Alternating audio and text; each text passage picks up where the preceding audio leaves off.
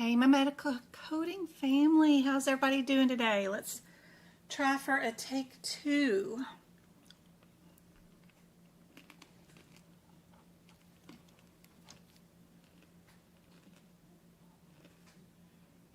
Let's see if my computer can work today.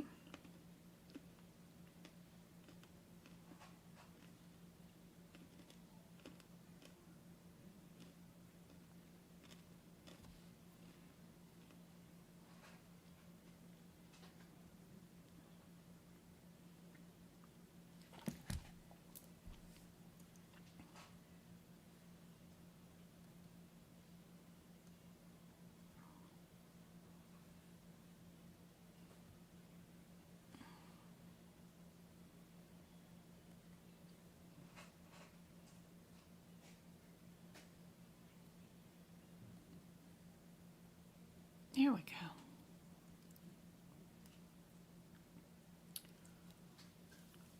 I can't remember what question we were on, but this one doesn't have any writing on it, so let's see if it's this one.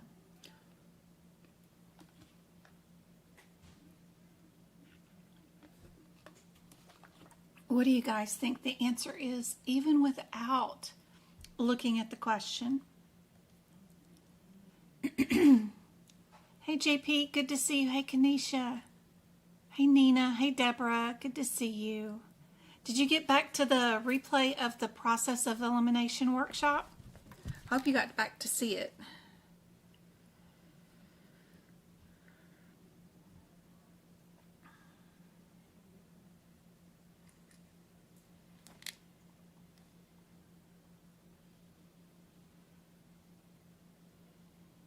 You boys be nice. I'm talking to my cats right now. They never nap together on my bed. So one of them just jumped up there while the other one is napping. So I'm like, The boys usually have to be separated. They're not brothers. The two girls that I have are sisters, so they sleep together, but the boys are not. Sammy? I see you trying to pretend to sniff. You ain't sniffing to be sniffing. Move. There you go. There you go.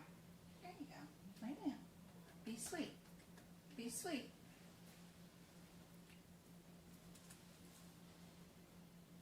There you go. Lay down. I made you a spot. You lay down. Be good. This is so not going to work. They both want that one corner of the one side of the bed. Lester, you look so offended. Sammy, no, you turn that way. There you go. No, turn this way.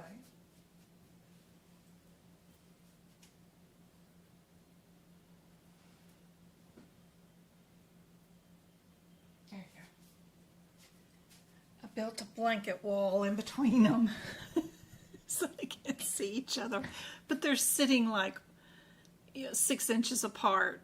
That is like the first time. Okay, so if we were doing the process of elimination, yes, C is the cheapest one, huh? But I don't know.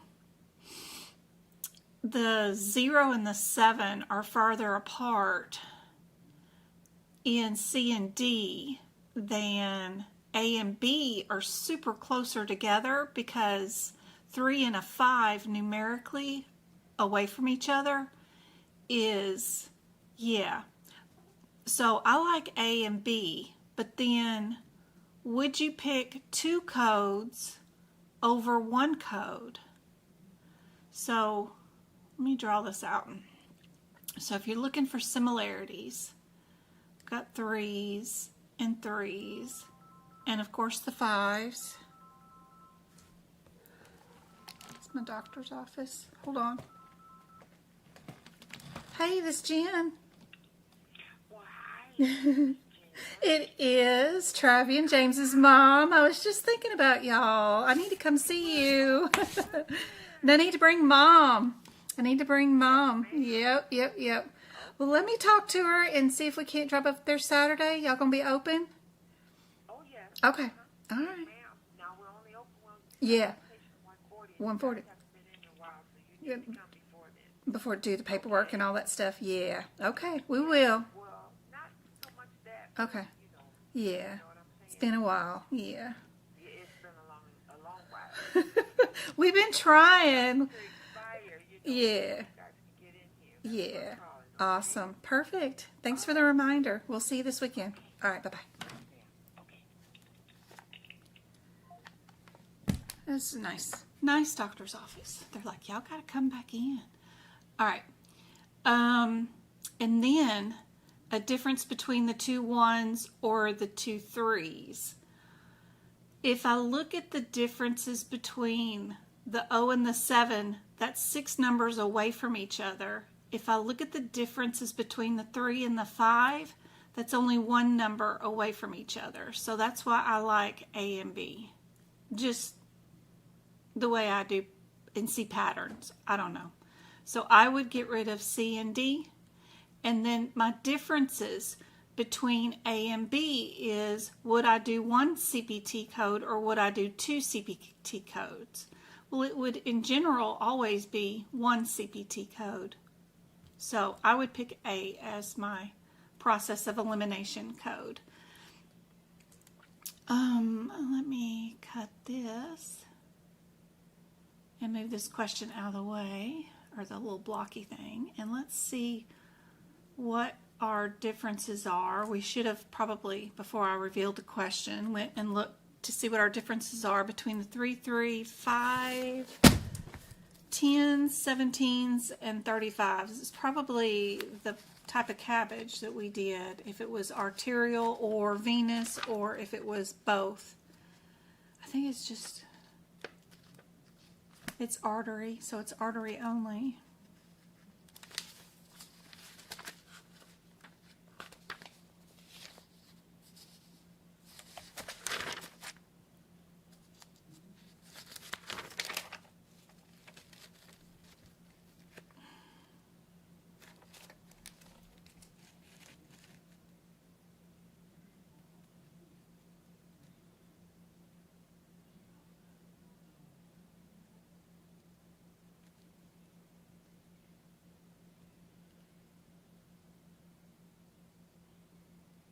I was actually looking at my phone when they called because I was in the middle of sending out 5 memberships. Kitty Cat, Transform, Spicy Mama, Mohammed, and McMullen. All 1 memberships. Congratulations, guys. I hope access to all those exclusive videos helps you guys out a whole bunch. What else was I doing? I gotta text my mom and let her know.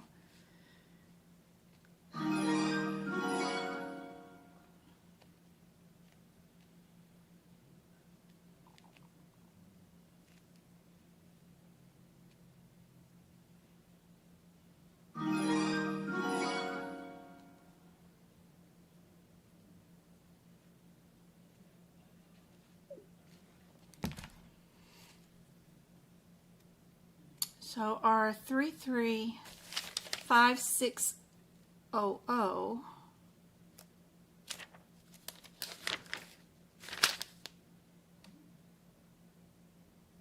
is our harvesting of a graft.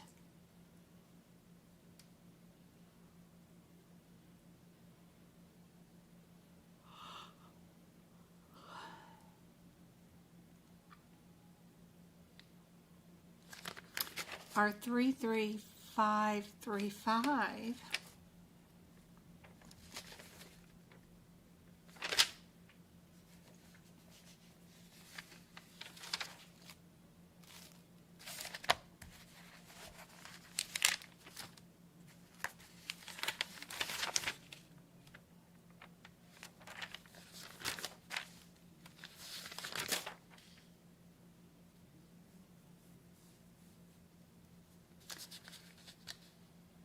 Our 10 is venous only, you got to go back and look at its blue headers. Venous. 17 is doing combo venous and artery. And then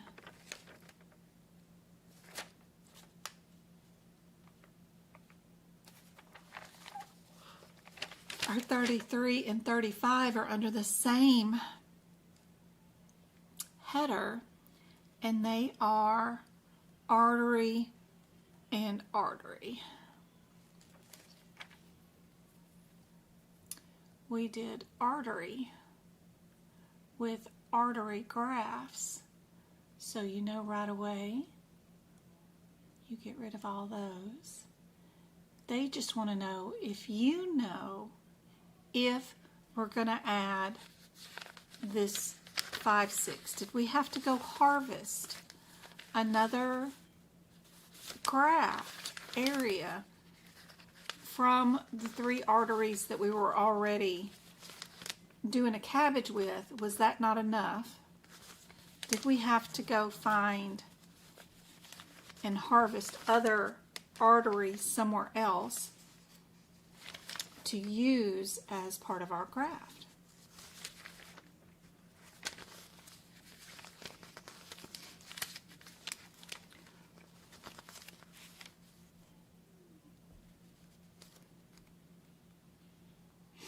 Like if we went to the upper arm,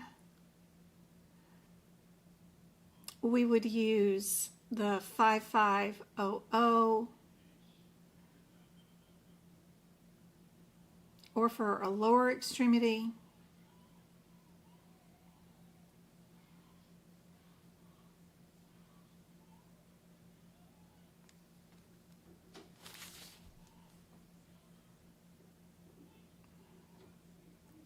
so yep, this one already has everything included in it.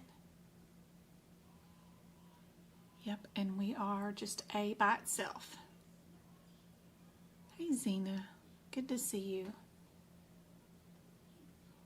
Alright, this one's going to be a case, so it'll be a couple of pages long. We're not going to worry about it. We're still not going to read it. Going to come down here and try our process of elimination just to see what we think an answer could be, just to help us out. Hey Sammy, did you decide to get up? Yeah. I see you. You're a good boy. Good job. So we got 3 of them that are in the same area. Sometimes they try to push you to code something, and then the real answer might be B, but you never know. And then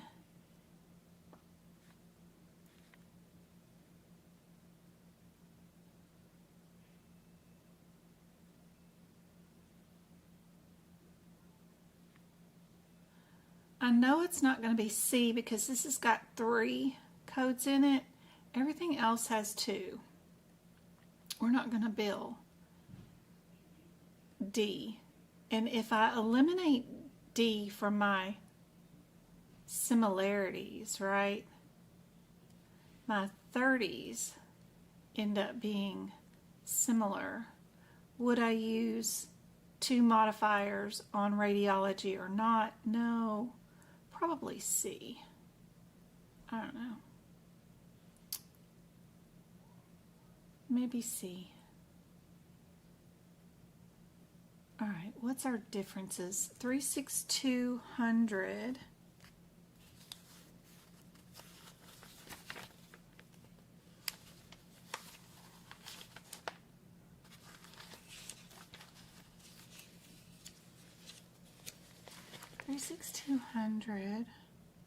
And 15. Are we just introducing a catheter, or are we being selective with our catheter placement? Meaning, are we going in through like the thoracic or brachiocephalic branches? Are we ending up in that area? If we are, then B is our answer. But if we're just introducing a catheter, we're going to stay in our 200 area. So let's look at this.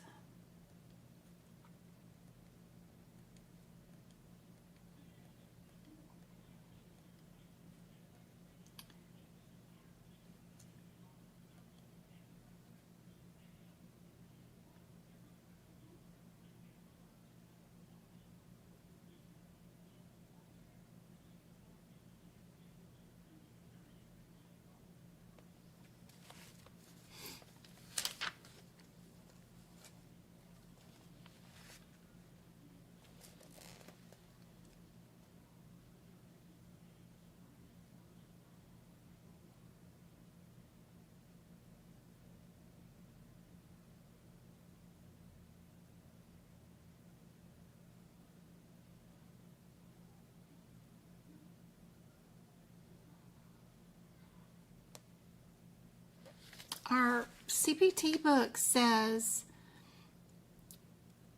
that services for injection procedures, including necessary local anesthesia, introduction of needles or catheter injections, for contrast media with and without power injection, or necessary pre or post-injection care specifically related to injection procedures are all called vascular injection procedures. Being selective in our vascular catheterization should be coded to include introduction and all lesser coder selective catheterizations used in the approach, like selective right middle cerebral artery, something like that, would be a code that would include the introduction and placement of catheter in the right common or right carotid arteries. Even though we started out in our right middle cerebral artery, we ended up in our right common carotid artery.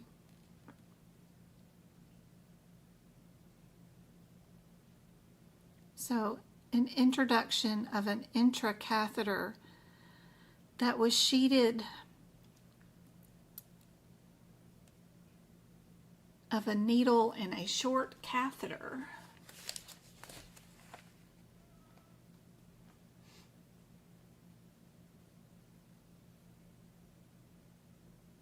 That's what they're describing right here, is like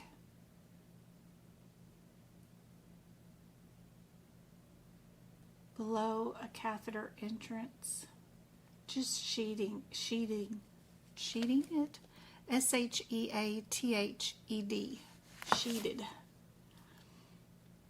Kind of interesting. And then our differences between our 7, 5, 6, 30 and 25, just in case too scared of the process of elimination or looking for similarities. 7, 5, 6.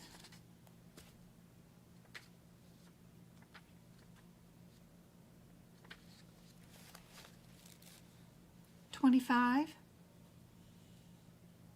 and 30 is to know whether we did bilateral ilio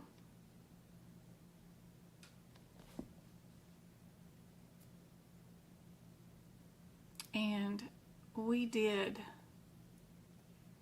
these vessels and those vessels.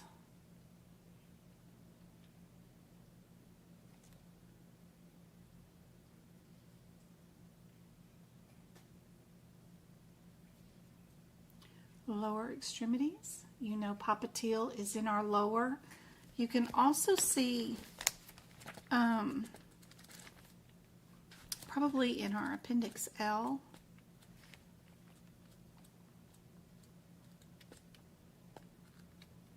If you're looking for like confirmation of where a popliteal was,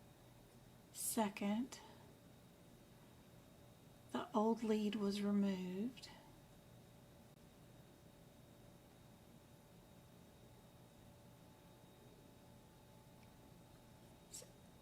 New ventricular lead was placed in to the right ventricular.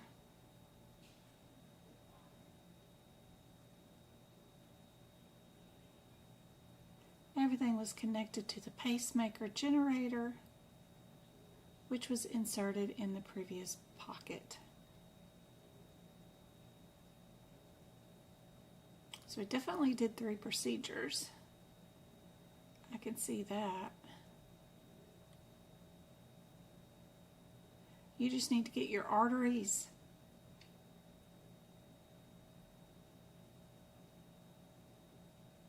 well, not arteries, but your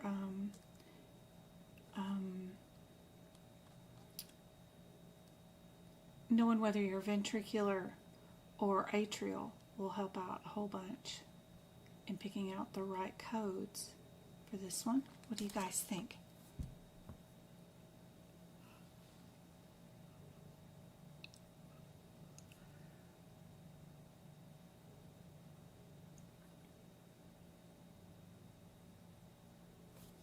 Our removal was dual lead, right?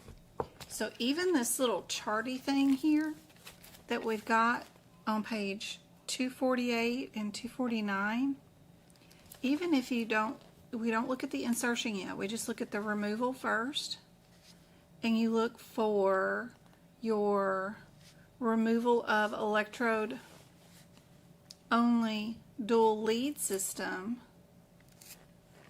you will get right there in that chart 33235, which is listed right here.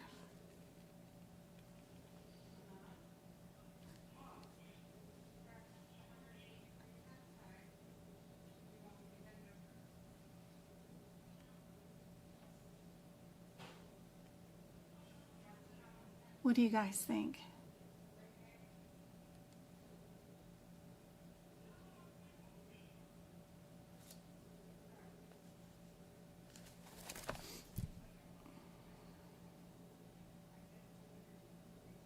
Yeah, it's always confusing when I read the actual words from the CPT book and try to explain it with those words. No one can ever understand the language they have inside this lovely book.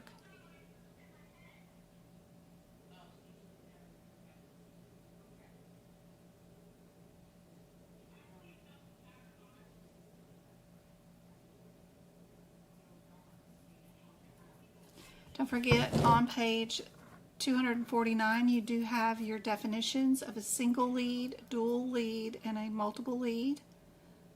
Dual lead, a pacemaker or implantable defibrillator, pacing and sensing functions of 2 chambers of the heart. We were definitely in 2 chambers, right? We've got our atrial, and then we've got our ventricular.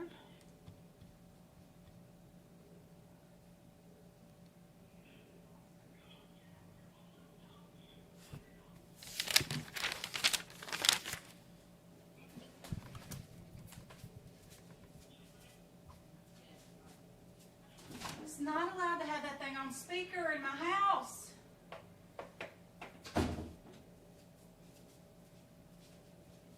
Telling Travis to keep his phone off his speakerphone. If he's going to talk to his friends, he can talk to them holding the phone up to his ear.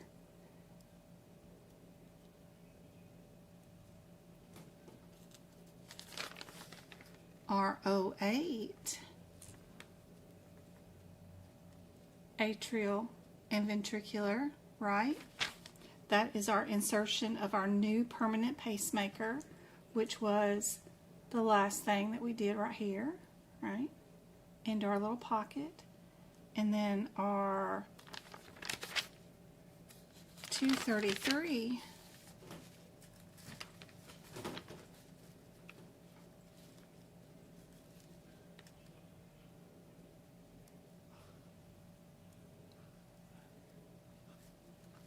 that's the removal of the old pulse generator.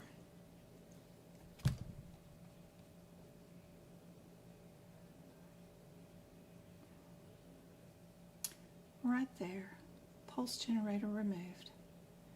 That's one of the easiest procedures we did, was removing that.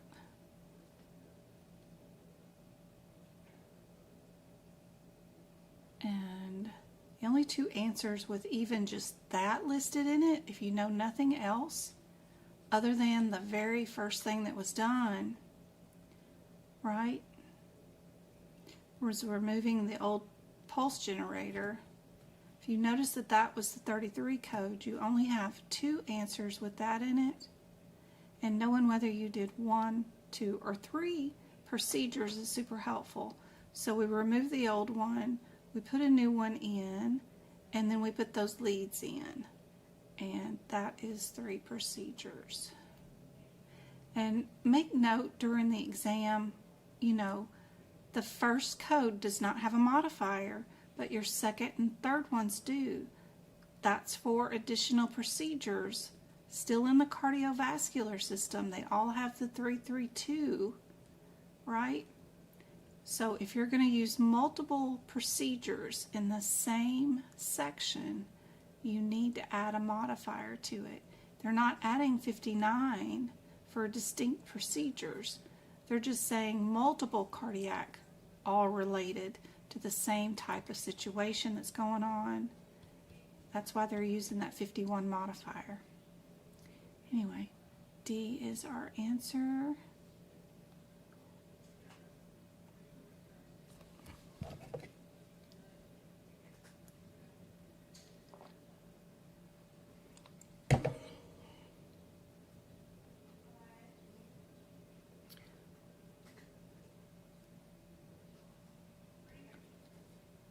Tarantino said this was your book example. She passed her certification exam too. So having this example in your book is super helpful. She should know for sure. All right, guys. What do you guys think about which answer might be the correct answer for this one? This one's a little easier with the process of looking for similarities, right? C and D, and 50 is bilateral procedure. Do we do bilateral procedures in the 90,000s? Maybe in the hearing or vision area, but I don't know. I would probably pick C without a modifier, because a lot of times you don't include radiology and you don't need a modifier usually with the available answers. All right. What about this one? What is our 93970?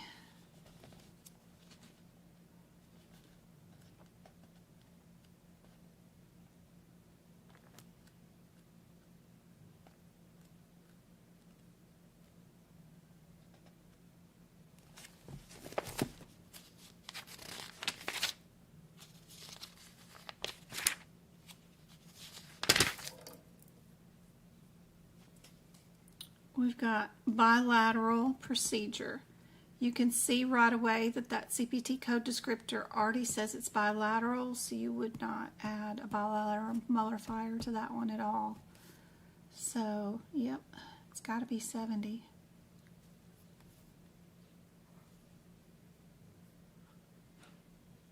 A lot of times they're just testing you to know whether you know if a code is unilateral, bilateral, if it already includes radiology, those kind of things.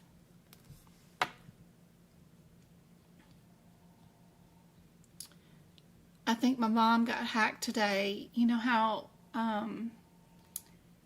if they start having computer issues, they'll call like 1-800-Gateway Computer or IBM Computer, whatever. I don't know what she called, but she called somebody to get tech help for her computer today. And of course they overtook her computer and holding it ransom, and they wanted her to go withdraw some money from the bank and all that lovely stuff. I'm like, Mom, I'm right here. Your grandson is right here. Why would you call anybody for computer issues? So of course they've locked down her computer and she can't have access to it. Bless her heart. So we just have to throw that one away and go get her another one. And then hopefully they don't take over her bank accounts and crap. But anyway, it won't matter if they do. I pay all the bills here anyway, so it doesn't matter. She just uses her Social Security for whatever she wants to spend her money on. And my dad's military money. So it ain't going to be no hardship to us. It's just, what a pain. All these people that attack the senior citizens, and then they're just calling somebody because they don't want to bug somebody else and try to get help with their computer not loading properly or whatever. I don't know. Like, I think she got like a Geek Squad something or another, but then when she calls Geek Squad, they've spoofed the number so that it just directs her to some hacker. I don't know what she did. I'm like, Mom, quit calling folks. You got an IT director here. Such a pain. It's very shameful. Yep. They took it over and shut it down. I don't know what link they emailed her, and then she agreed to click on it. Mom, you know better. Yeah. All she does is play like computer gambling, like kind of like games, you know, where they spin the wheel and you might get, you know, and she likes card games like a Royal Flush and stuff like that. So she just plays those. And then her Facebook, of course, with her brothers and sisters. So, you know. And then she emails me every day what's coming in the mailbox. So, you know, the United States Postal Service will email her a picture of everything that's supposed to arrive today. And she emails me the email from that. So, yeah, hackers are awful. Did you do the process of elimination with this one? This one's a good one to do it with. We've got 2 of the 20s, right? And then our secondary codes, right? Which one's cheaper? Might be D, I don't know. Could be. Could be C too, because we've got 2 similarities right here that might point to that. So, and then there's another 21. So I take that back, and then there's another 21. So I think it's 21 that it should be, right? So it's C. C should be our process of elimination one. Yeah. So look for those similarities in some of the other answers. Yeah.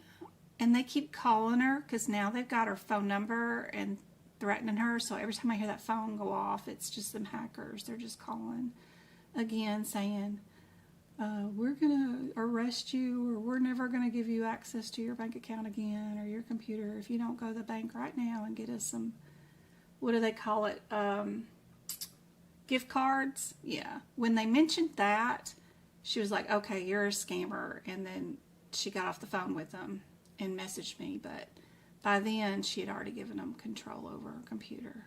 Like, dude, I'm right here. She's always been independent, doing things on her own, just like me. So we got 4 of those 21. So yeah, I think it's C. But if you're scared to do that, let's go see why our answer starts off with the 20. So if you were blind and knew nothing about the process of elimination, go to your first code that is numerically, you know, in order, because it's easier. 93600. So that's bundle of his. Have we done this one like 4 times in a row? We have. Why does this question keep coming up? So our bundle of his is right there. And because we only did the left atrium pacing and testing, and we didn't do the complete heart, means that we can't bill. Is that the right question or the wrong question?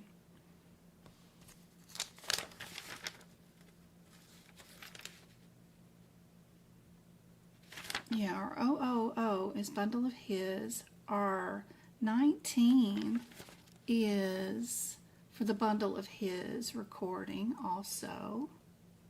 But our 20 is comprehensive of the atrial pacing, which we've got atrial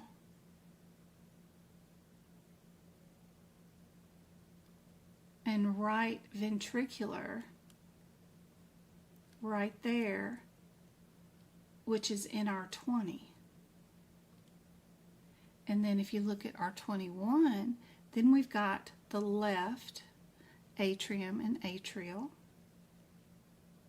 And then if you look at the 22, that gives our left ventricular. Yeah.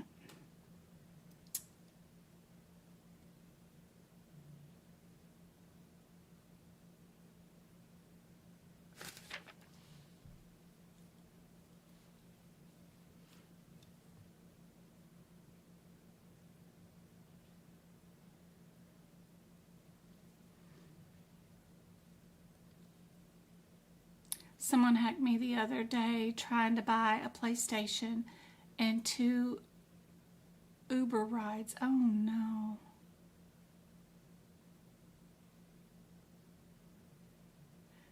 You know, I can be outside. I was outside in the rain talking to my mom without the phone like near me, but she had her door open to her part of the house. She has a casita, like it's a separate little house next to our house that's attached.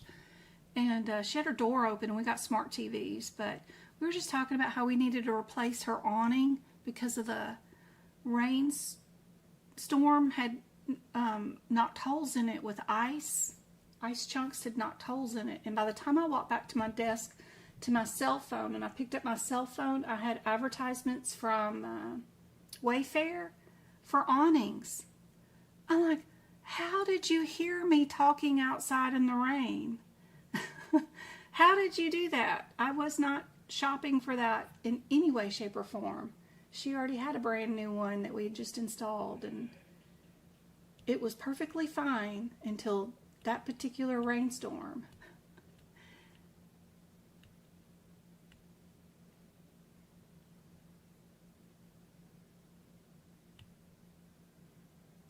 Yeah, my son makes his phone to where even if you steal his phone, you can't get into any apps without putting in your passwords. How annoying. I like to just punch in my key and everything unlocks. I'm lazy. He won't do it. He won't do it at all because he knows at some point, someday, he's going to leave his cell phone somewhere or somebody's going to snatch it. He doesn't want them to have access to his credit cards or his 840 credit score. You know, oh my God, it kills me with that stupid thing. He read all the rules and he's done everything correctly since he was like 18. He drives me nuts with his 800 credit score. But he does things like the way they're supposed to be. But I don't. You put my finger on it or you put in my code and everything unlocks. Oh. He makes everything have a where a second authenticity, you know, like if you're gonna log on, even with the password, you have to get a second code from the cell phone. I don't know how all that works, but it drives me nuts, making me do stuff. All right, another case. 49. I can't believe my mom called somebody for help on a computer.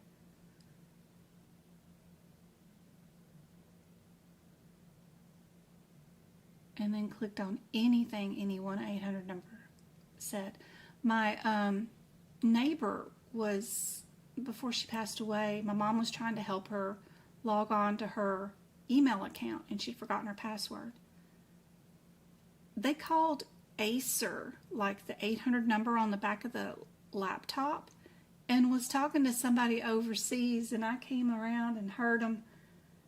And I'm like, no, Mama, I don't know who you're talking to, but whatever they're telling you, that's not how you reset a password. Hang up. And it took me 15 minutes, but I got into her email account. I'm like, why are y'all calling 1-800-ACER? Just because the number's on the back of on the computer doesn't mean that they can help you. Yep. All right. What are we doing with this one? I just feel bad. She thinks she can't come to me and ask me for help because she thinks I'm too busy. That's my own fault because I don't make enough time for her. All right, we got 20, 21, and 24. Let's go look at our differences between these. 9, 2, 9, 20, and 24. 20, 21, and 24 are all together. Both sets are percutaneous, so that information won't help us. One of them's transluminal, the other one's transnuminal. Good. Angiocoronary. So one of them is a major coronary artery branch. The other one is major coronary artery branch. How do you know the difference? One of them has a artery removal in it. Your 24 has the arthroectomy, and that is your difference. If you're just doing an angioplasty or repair without a removal, then you're either 20 or 21. You're 20 if you stay in the same major branch artery that you started in, and then if you do multiple branches, you're in 21. So we did of this segment of a second diagonal vessel. Did we go anywhere?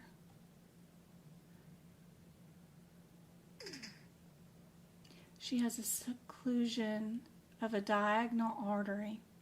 Yeah, I wrote something at the top of my notes up here. LD equals branches, which means they're diagonal.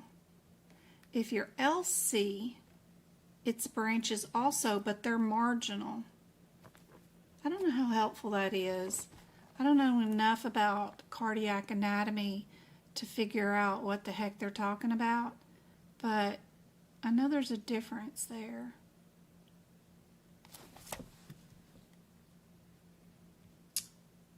My best friend in Indiana, she was a pediatrics cardio nurse in Indiana.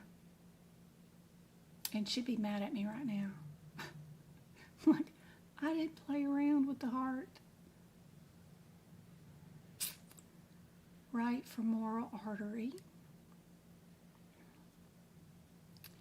And then, did we stay in our major artery area? We did a maverick balloon in our diagonal artery. We inflated it. We did our graphy, took pictures, added some nitroglycerin in there.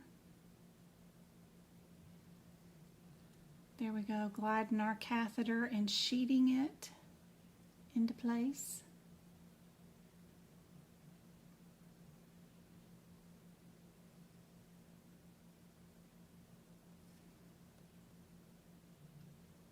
We did an LAD. Balloon. Stenosis was less than 10%.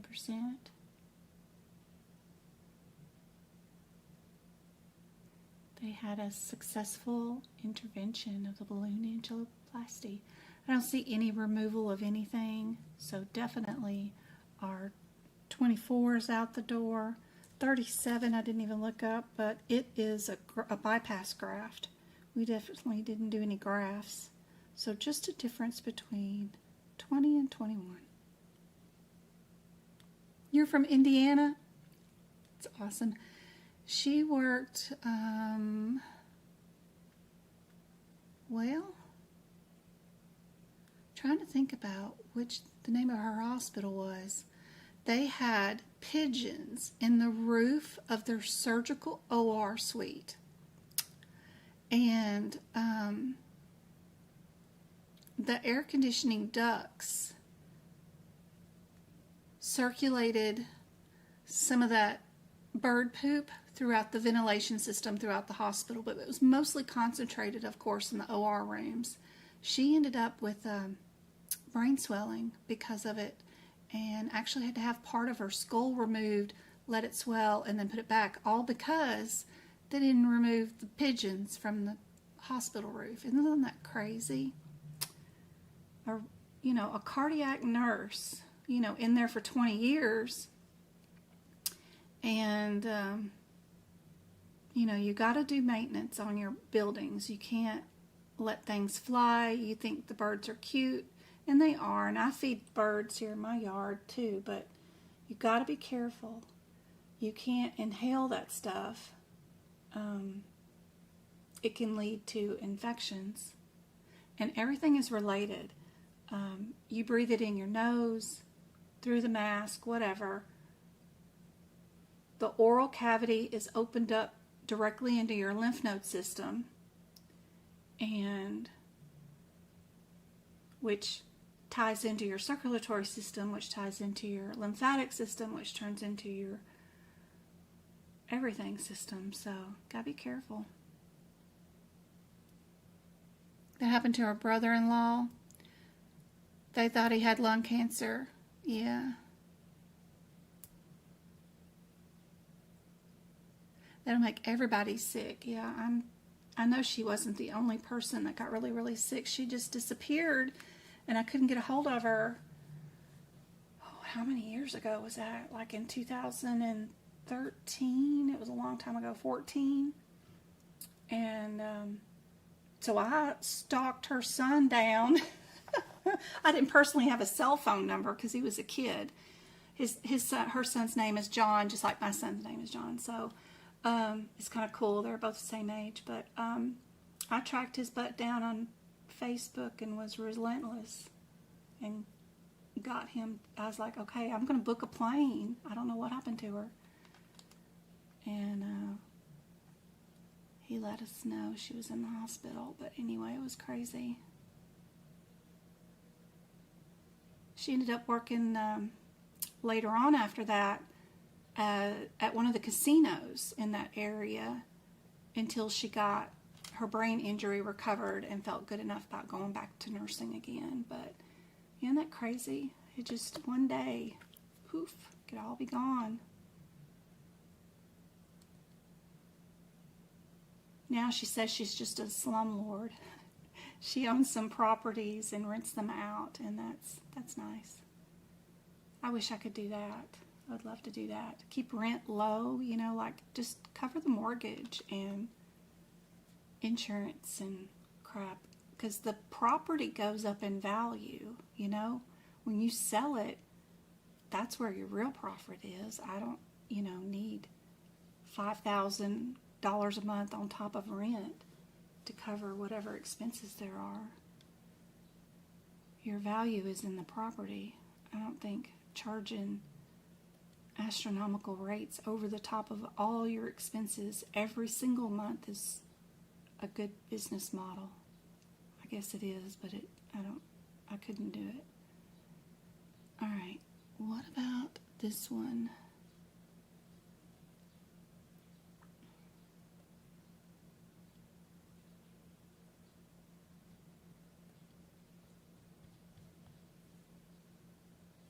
Everybody got B for this one? We got just that we performed a diagonal. So we stayed, I think, marginal. Does that mean that we go and travel on to other areas? I have to look up the definition of what they're meaning by marginal, but they do call procedures that they're performing in this area either diagonal or marginal. Would be something that they use in their descriptions in the CPT codes.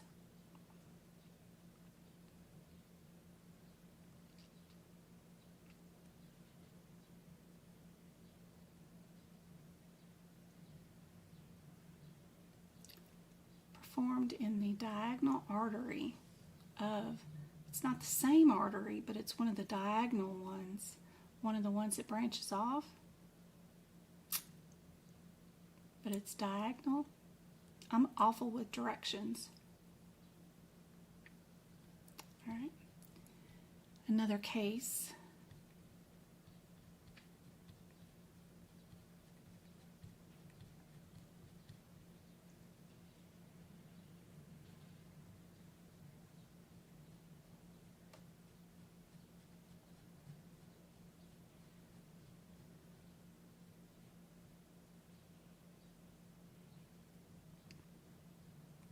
Did we do one procedure, two procedures, or three with this one?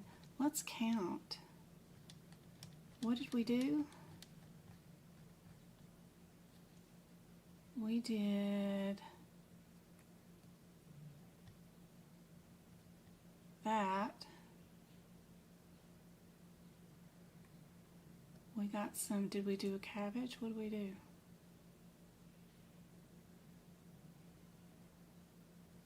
Yep, we did a cabbage with grafting. So, yep.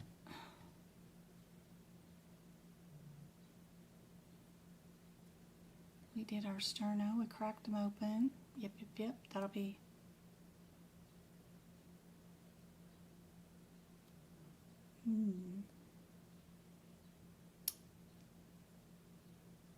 So we had to go. We did our internal mammary artery, we did radial artery, and artery grafts, we did to the left descending aorta, and then aorta and atrium. Turn now to the coronary arteries, we did obtuse marginal artery, and a vein graft.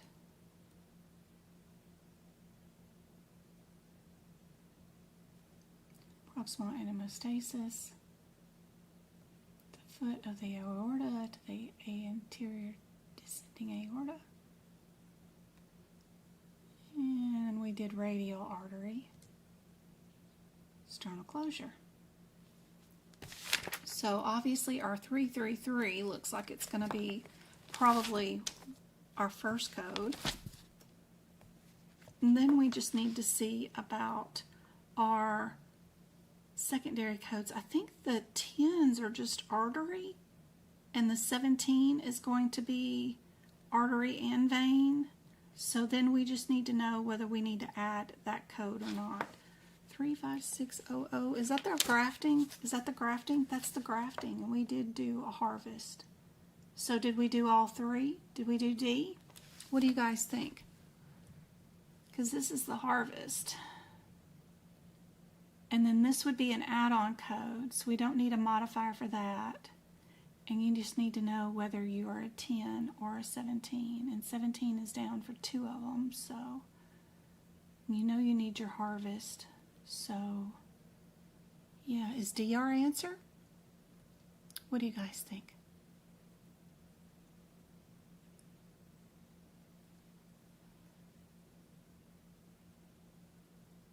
I think I want to make notes this year about our harvest code because it's so far away from these sets. I want to move that info to these codes and these and make something easier for that. Yep. D. Another case.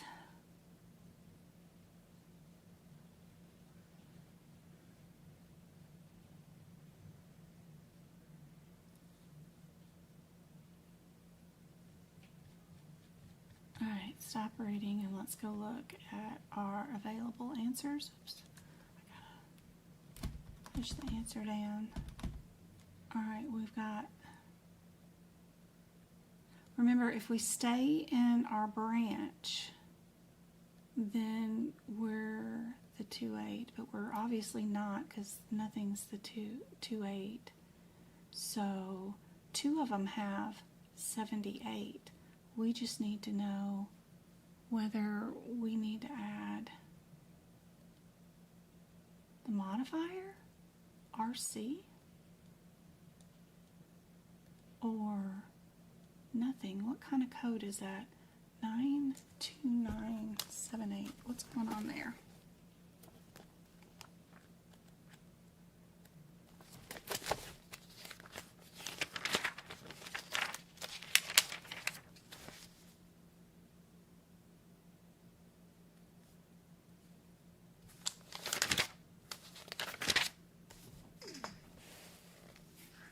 So that's our imaging, our IVUS. Initial vessel. And it's imaging, ultrasound, blah, blah, blah. You only report it once. Doesn't need any modifiers.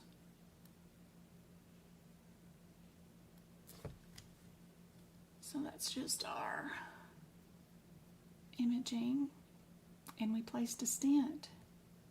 So that's our stent, and this is our imaging.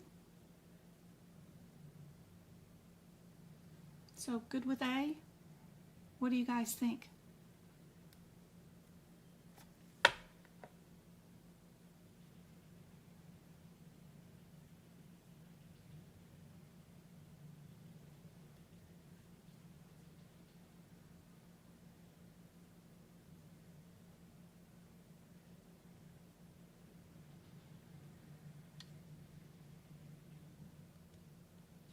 We got 25 viewers on and 13 likes. Thanks, guys. We got 5 new members. Yep.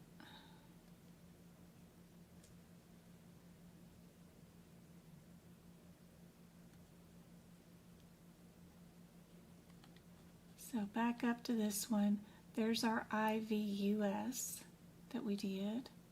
And then we did a stent. A stent was deployed here. And then if we look up here, it says that we're going to do, we just finished a catheterization and shows she's got some borderline crap we need to take care of. But if you come in here to your procedure, of course they start out the procedure doing all kinds of meds and putting in a catheter, and then they do their interrogation with our imaging, and then they put in a stent, and that's it. And then they just fill it full of propaganda to make you think you need to build something else, but that's all you did. And there's our answer. Good job, Zena. Everybody know this one?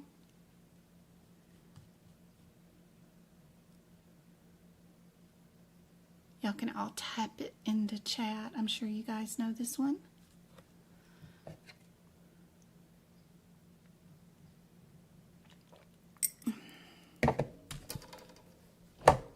Indeed, indeed, indeed.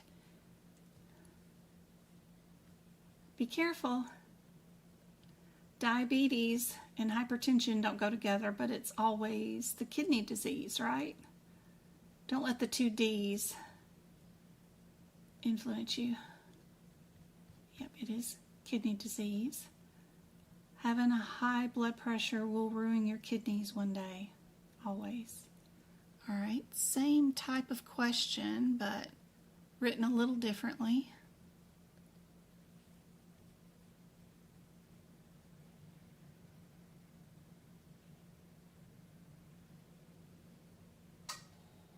You're welcome. I'm so glad you're here, Zena.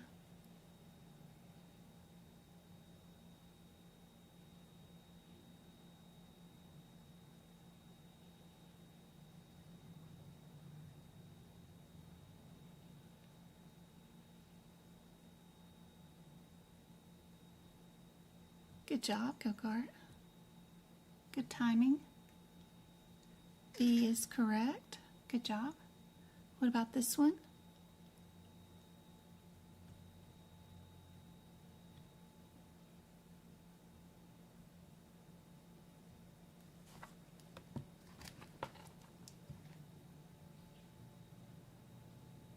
It's 111 degrees outside right now, my house. Insane.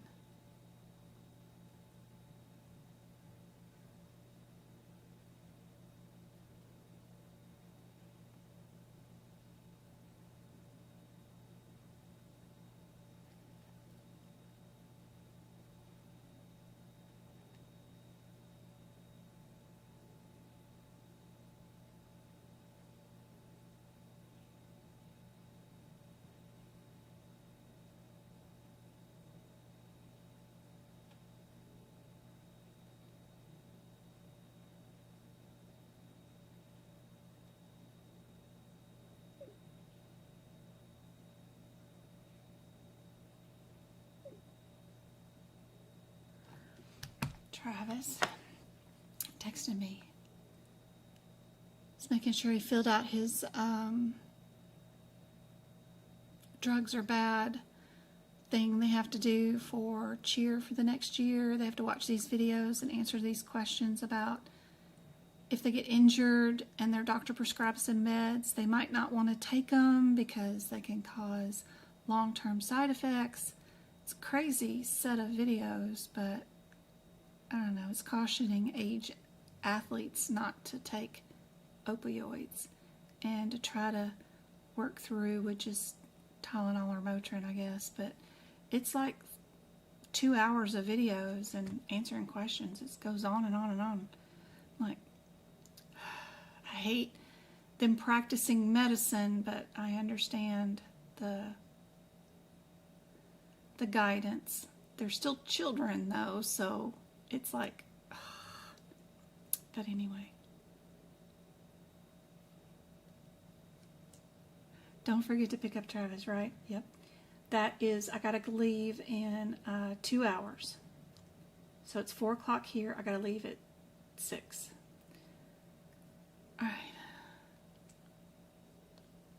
A for this one. Hypertension retinopathy. Our 6th character specifies our laterality, whether we're right or left. Which eye is affected? You gotta know which eye has it in it. Stage is for glaucoma. You need your stage for glaucoma. So they tricked you on that one.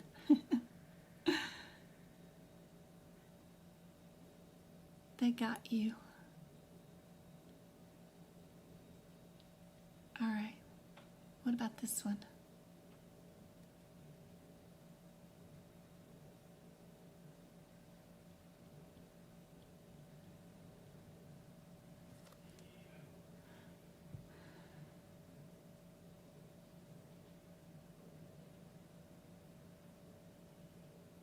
What is our default code for coronary artery atherosclerosis? You can look in the ICD-10 book in your alphabetical index. Look up atherosclerosis and see what pops up as your main default code.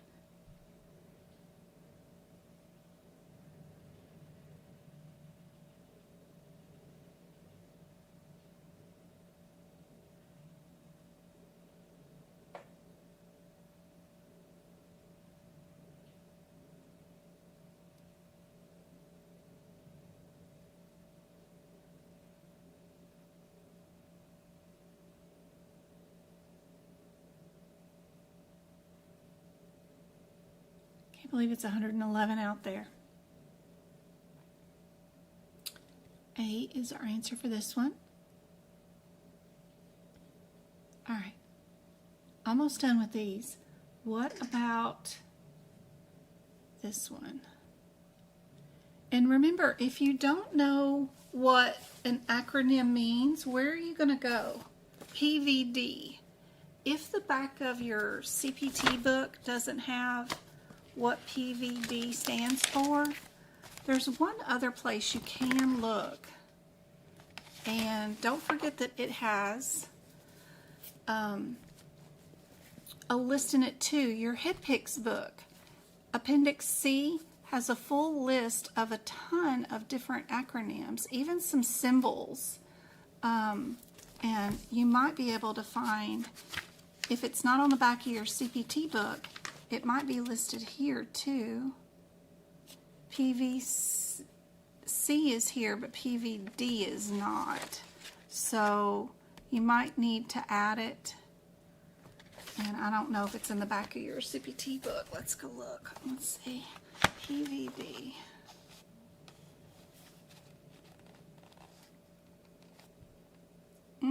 Not there either.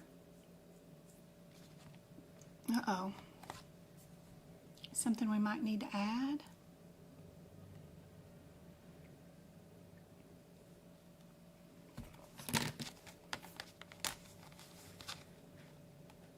So where it should be is right here. So we'll put PVD, which is peripheral.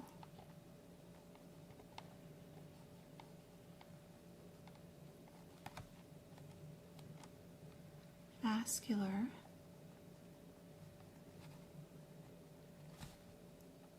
disease.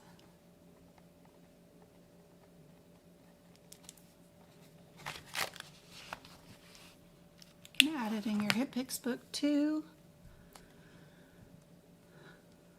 But if we have peripheral vascular disease with diabetes, what do we need to know?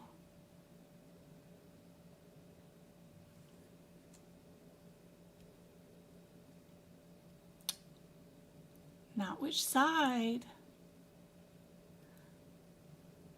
If your body stops circulating stuff around your body, the first thing you lose is your toes, right? So we need to know if the patient actually has gangrene or not. It's listed in 2 of your answers. Be sure to know and look for your similarities, even in these wordy questions. They'll have hints. And then you don't need to know the state of their gangrene, but you need to know if they have it or not, because that'll make a difference in your code selection.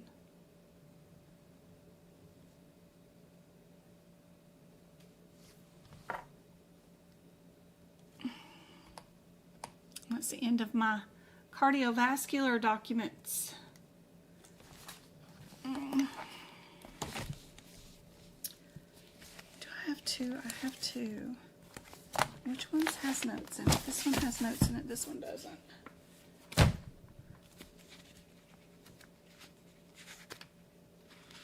So the next class I'm going to be teaching in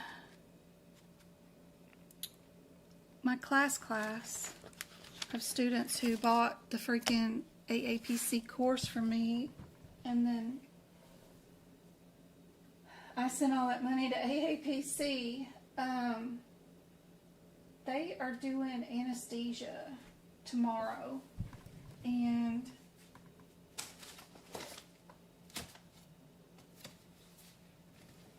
I don't know, none of them are really attending any of the lessons, so I'm like, I don't know what I can do to make it more interesting for them, but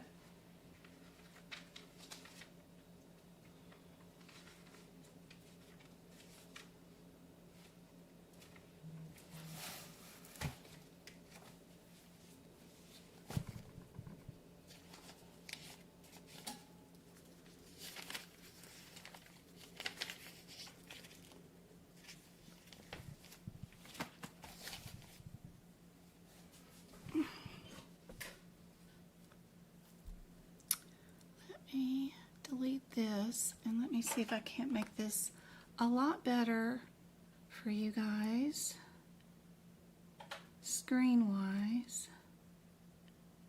And let's make some notes for anesthesia, if anybody's up for it. Let me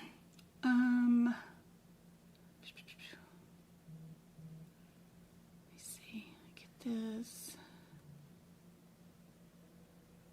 and get that up.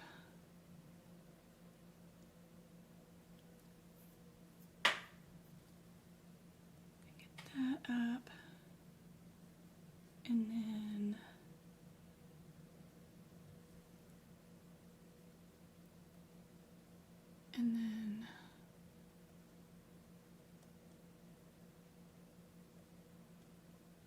does that help?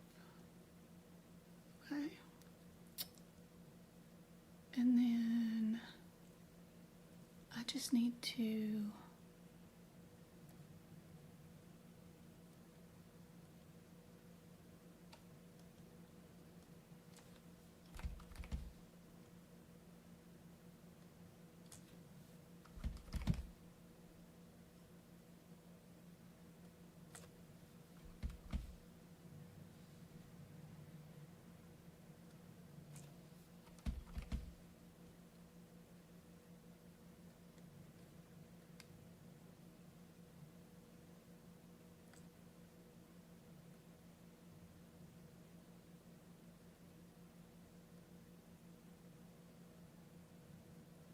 see how that looks on YouTube. I can't tell on my end. Let's see.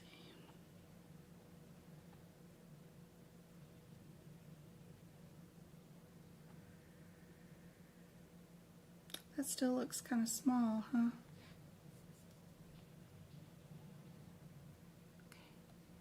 Okay. You, girlfriend, need to move out of the way. Where are you? Okay.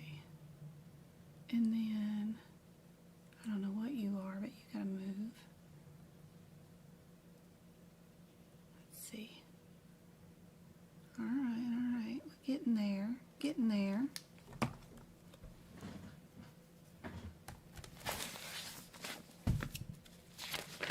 And my books are just like, they scatter all this white debris everywhere. Oh, I hate it. I need to get me a white background, but this came with this camera. It's like, I don't know what you're supposed to lay down when it's taking pictures of PDFs, but we've got, of course, our notes for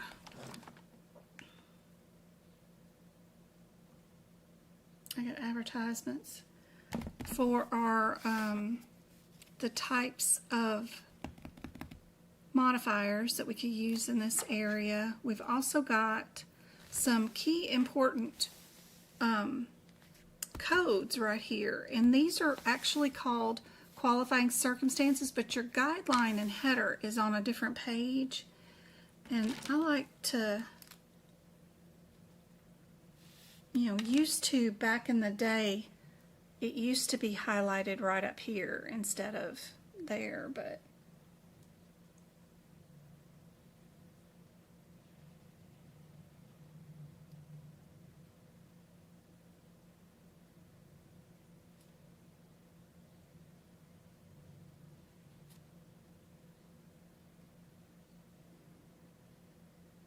I don't know if that's the right color, but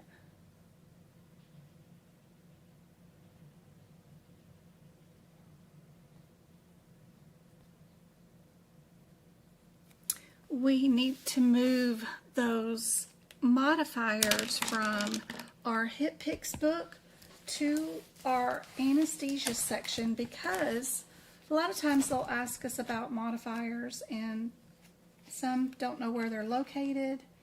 And if you have an AAPC version of the anesthesia book or the hip picks book, they have anesthesia modifiers listed on one of the back covers, and this will give you the list of them. Just start with AA and go to QZ. Those are the ones you need moved that will save you some time. The P's are already there, and so are these. Those are already there. But these suckers are not there, so if we move those, that makes it a lot easier. A couple of other ones, they're already in your CPT book, and you don't really need to move them, but if you wanted to, is your 23 for unusual anesthesia. Your 47 for your surgeons is also your anesthesiologist. Your discontinued services, your 73 and 74 for our prior and after stops.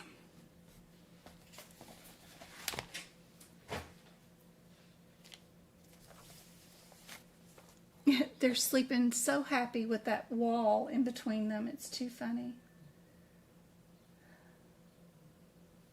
So another thing that I like to add, and let me know if you guys have any questions about anesthesia and I can help you guys out. Hello everyone. I'm so late to do practice exam on AAPC. Have my cert exam tomorrow. Oh, awesome, Melissa. Oh my gosh.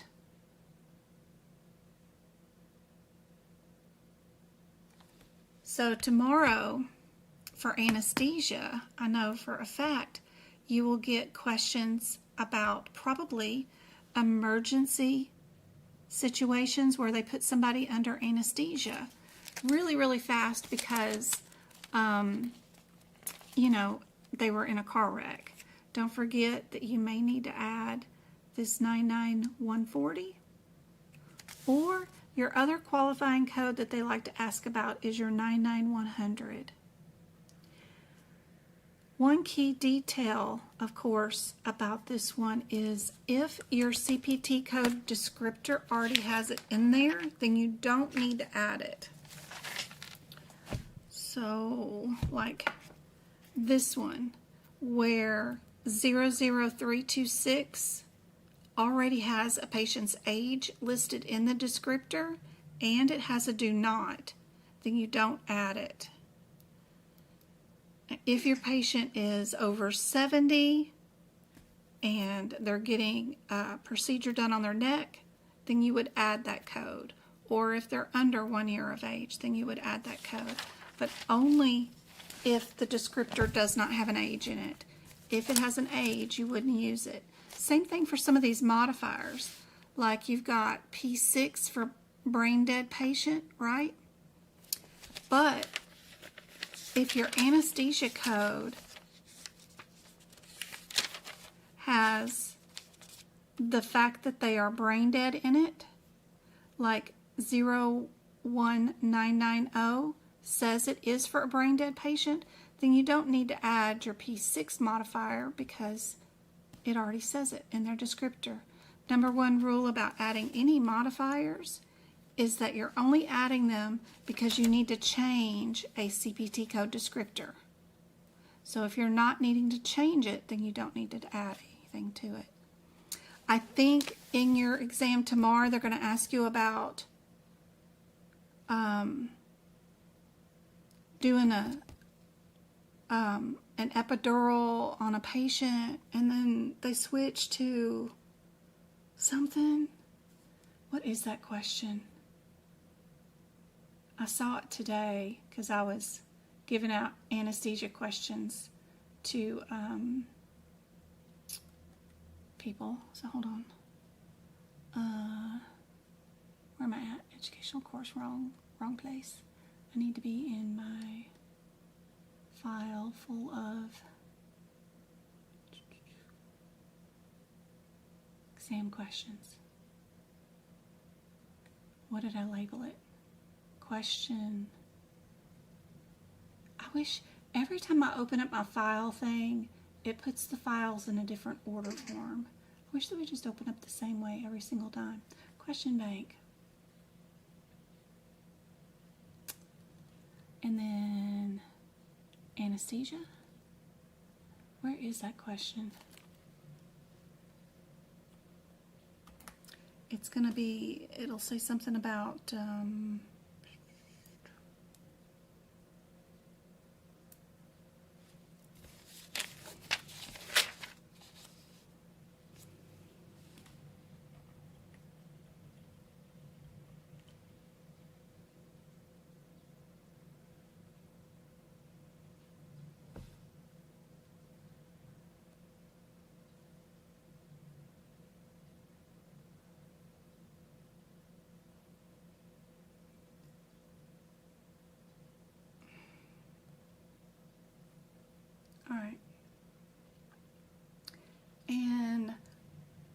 obstetric patient who has neuroaxial labor, anesthesia,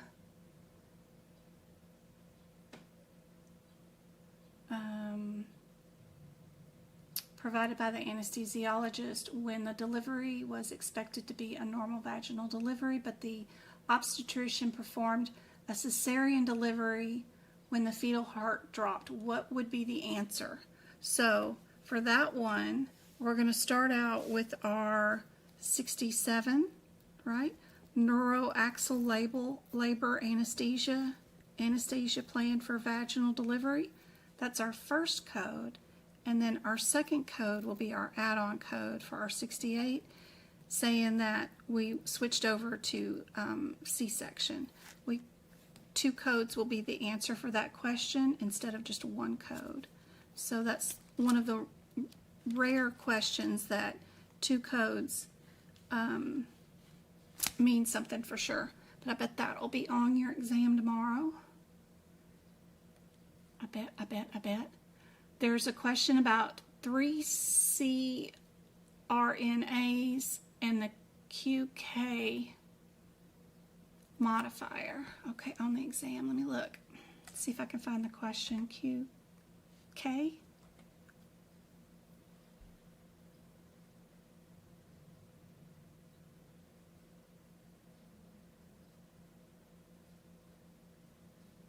Did she say QK? I already forgot. QK. So, first question is 72-year-old undergoing a cornea transplant. The anesthesiologist is personally performing the monitored anesthesia care. And the patient's status is listed as P2. What would be the answer?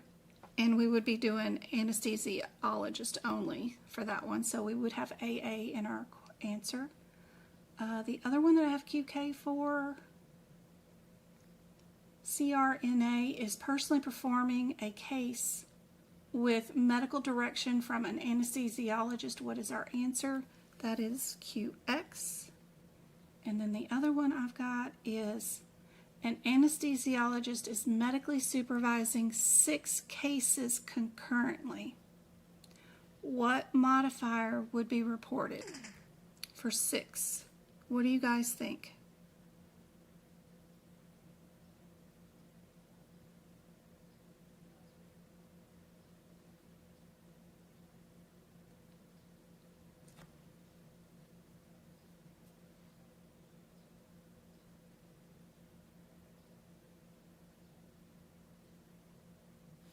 Anybody still there?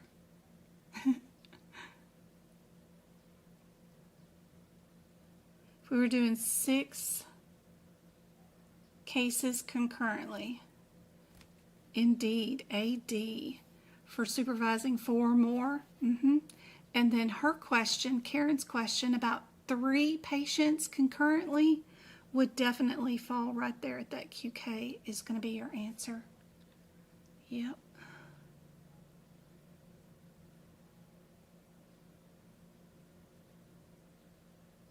What would be our modifier? We're going to have 2 of them. We have a 30-year-old patient with anesthesiology for an extensive spinal surgery. The anesthesiologist performs all the steps for medical direction while directing 1 cRNA. What modifiers would be reported for the anesthesiologist, and what would be reported for the cRNA?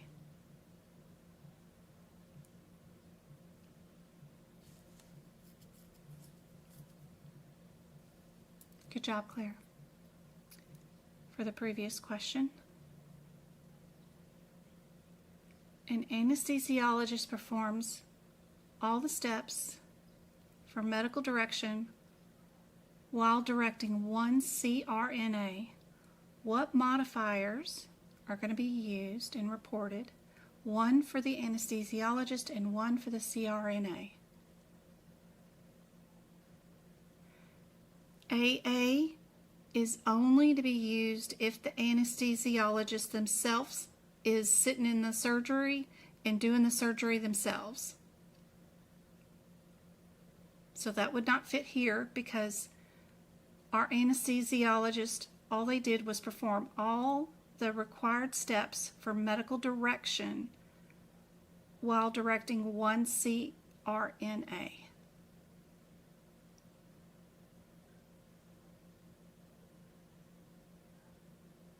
QX is CRNA directed by a MD direction. Cool, that is what the CRNA would use. What would the anesthesiologist use?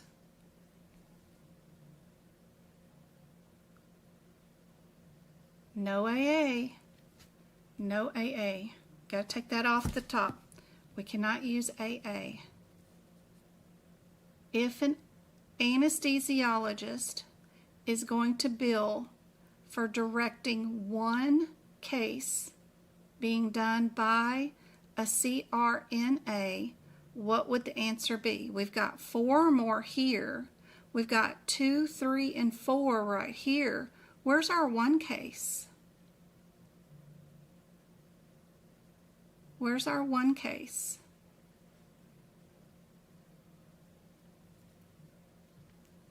No. AD is for supervising 4 different patients or 4 different CRNAs. Our 2, 3, or 4 CRNAs all at the same time is QK. Where's our one patient? QZ is for no direction whatsoever. And our question says they did give direction to one patient. This would be a Lone Ranger CRNA doing her own anesthesia all by herself and no anesthesiologist is around. She's Lone Ranger. There you go.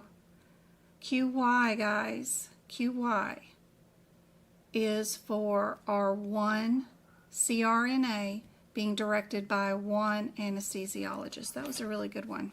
So maybe we need to add like number 1, like one patient or one CRNA, and then we've got our 2, 3, and 4, and then our 4 or more. I don't know why they're all separated in different, like we should bundle them, like the QY first, and then do QK second, and then Q or AD third. They should be in one little bundle so that you know this is for one patient, this is for 2, 3, or 4 patient, and this is for 4 or more patients, or whatever. You know what I'm saying?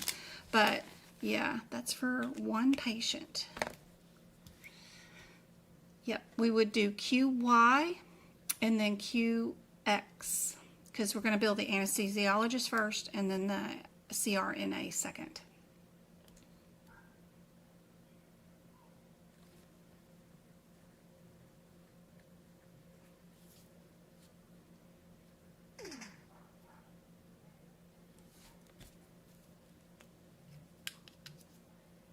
Wrong one. How about I gotta write up my similarity stuff one of these days. If we have a surgery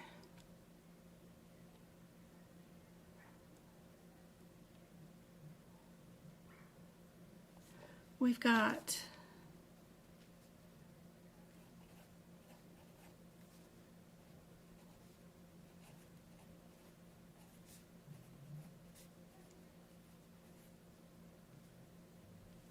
and then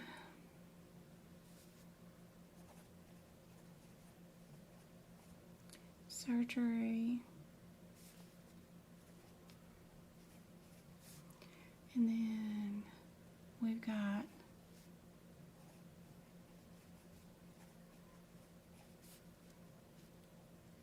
at 9:30, and then post-op is 9:45. What is our billable surgical anesthesia time? How many minutes?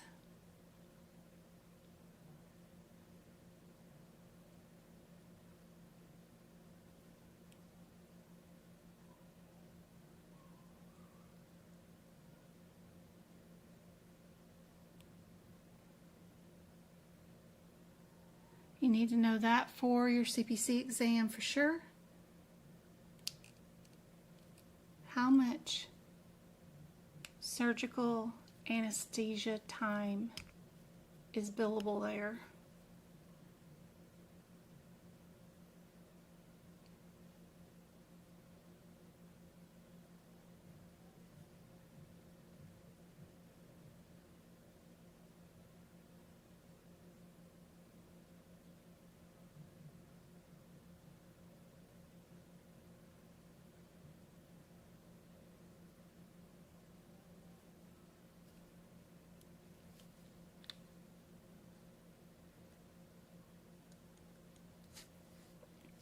Anybody know at all what it might be?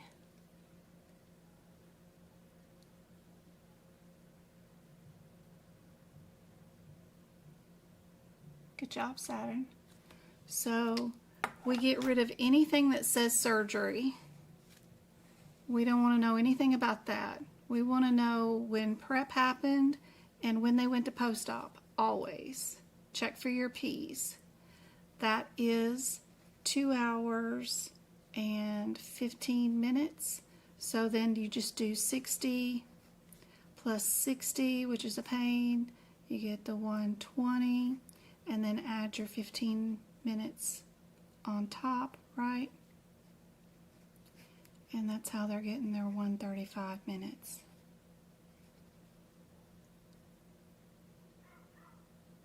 Yep. So during your exam, get rid of anything that says surgery. You don't want to know that time. And what's left behind is your prep and post-op. And that is what you count as surgery. Anesthesia, anyway. Yep, yep, yep.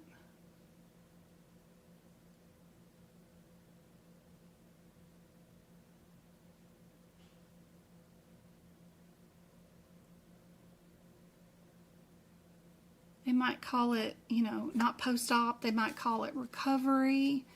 They may call it different things, but just know that that's all the same thing, for sure.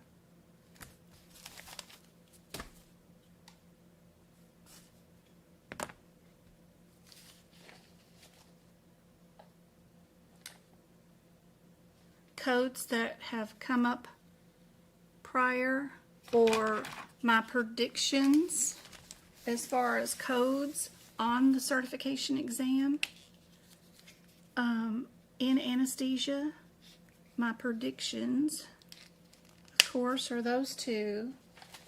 Probably your P2,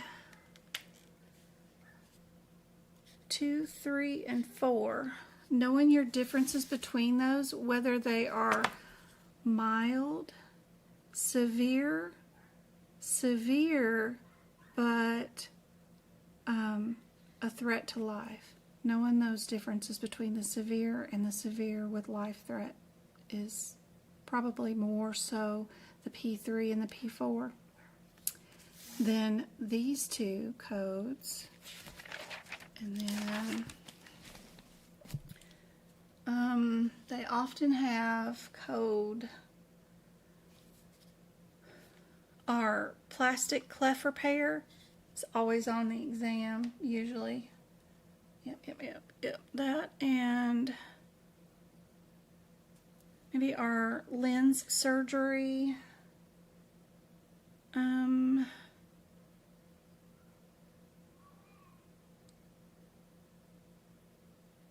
Retropharyngeal one was on mine. Sorry, there's those codes.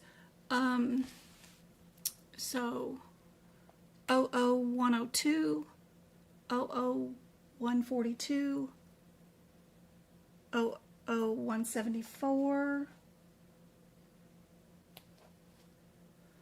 our craniotomy, sometimes used to be on there, and our shunt, the shunt, right here. Knowing that this is a shunt is helpful. That one, and then that one.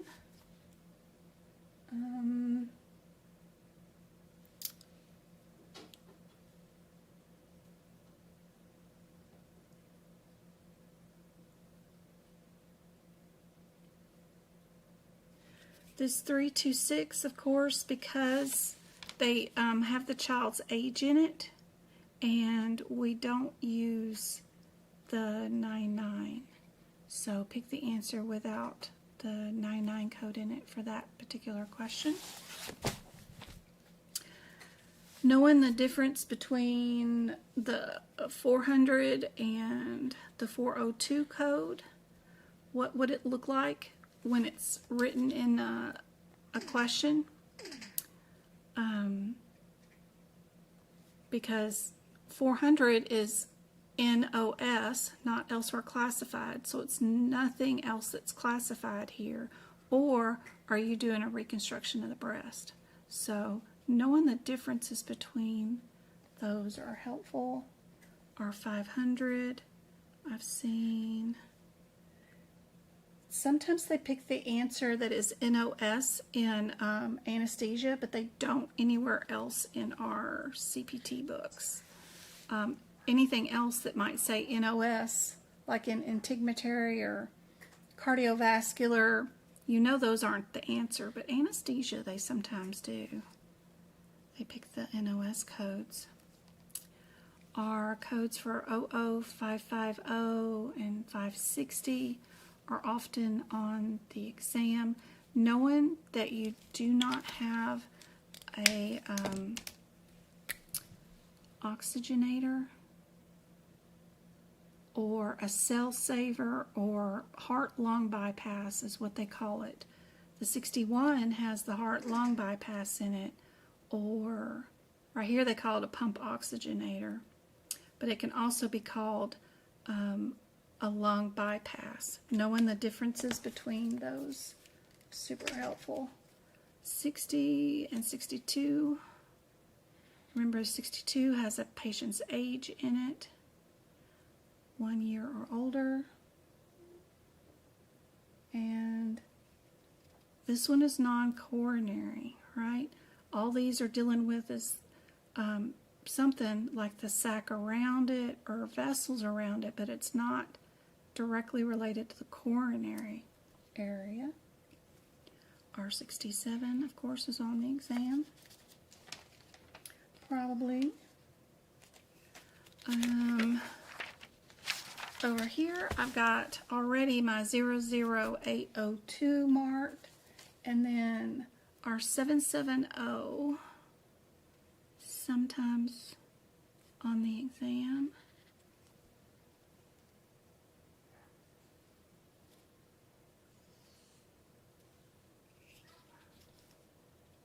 I had that where they do the extra skin removal.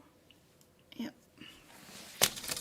On my recent certification to be a teacher for CPC, 832 for the hernias.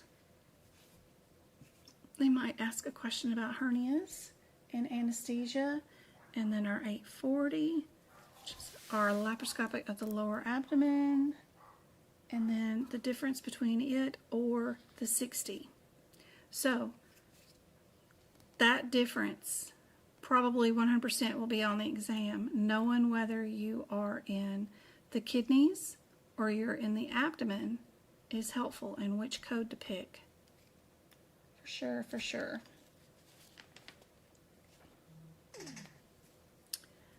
And then we've got our knees, of course. Whether we did a closed or open procedure on our knees, those codes will probably be on the exam. And then this 400, 42, and then our 420. So what is your difference between the 1340, 1360, 1400, and 1420?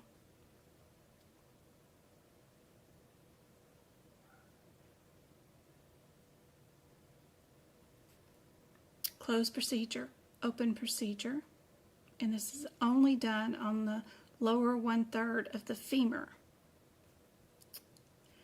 And then these are for the knee joint. This one's open, but they can use a scope. So it can be either open or closed, which is very confusing because a lot of these procedures are whether we're open or closed, and that's it.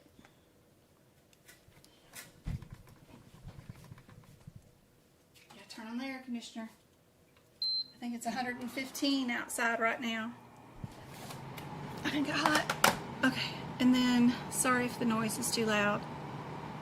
And then the 1402, and your difference between that and your 1420.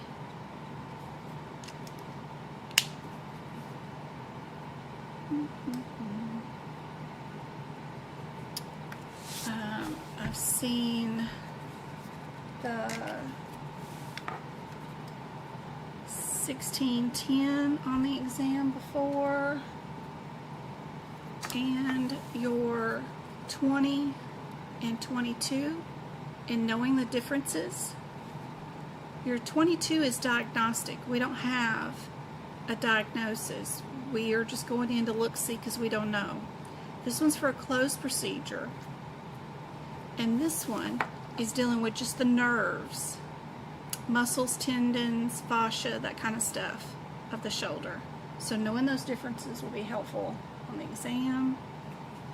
I guess the 30 should be included because that's could be open or closed surgical, but you've got different body parts, right? Are we doing the humeral head and neck of that joint, or are we doing the humeral head and neck of that joint? So we've got different joints listed, an S joint or the A joint. So knowing the differences between those joints is helpful.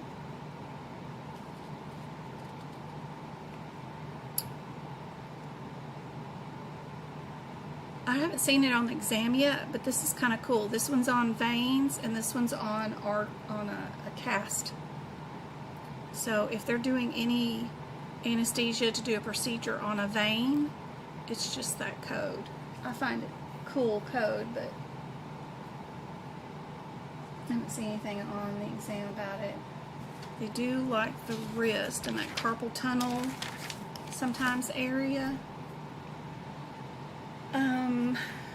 You're a 10. You only have 4 questions on the exam in anesthesia, but most of the time it's the combo codes, the codes that start off the same. Anesthesia, anesthesia. For all procedures of the nerves, or opened or closed procedure on a particular bone. Do you know the difference? Because they might work on the radius, but if they only work on the nerves of the radius, then your anesthesia is up here. But if they work on the bone for the radius, then you're down here. So knowing those differences is helpful.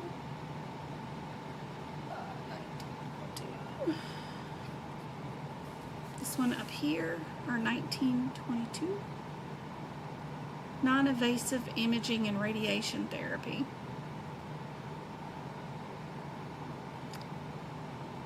Knock me out anytime. And then our obstetric codes, of course, are 60, 61, 62, are 66,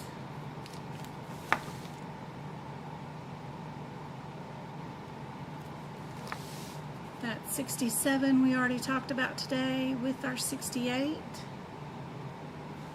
And then our brain dead person right here.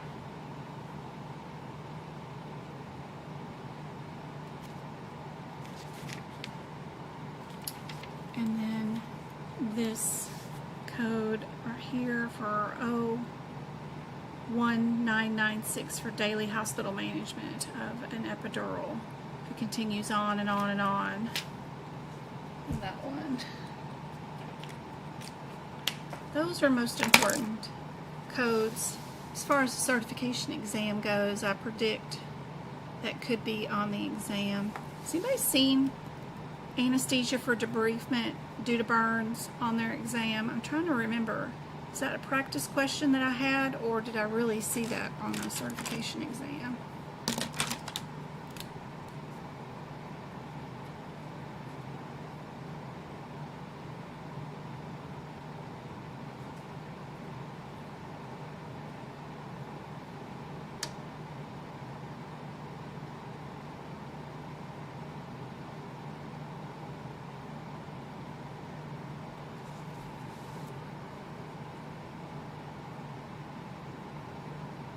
I can't let any parentheses go by without highlighting them. It drives me nuts.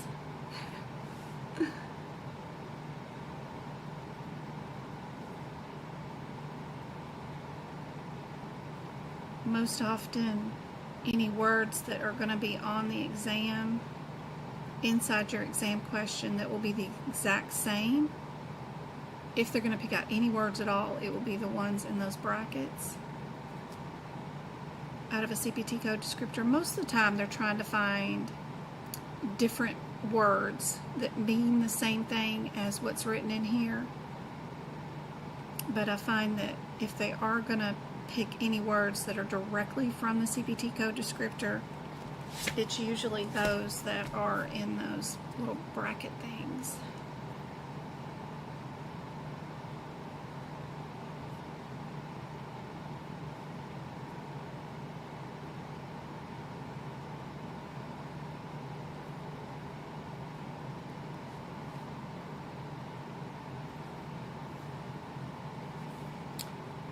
Yes, I had a cleft question. I did that today in practice. I took it today and didn't have one. Okay. Becky said, in between the 1951 versus an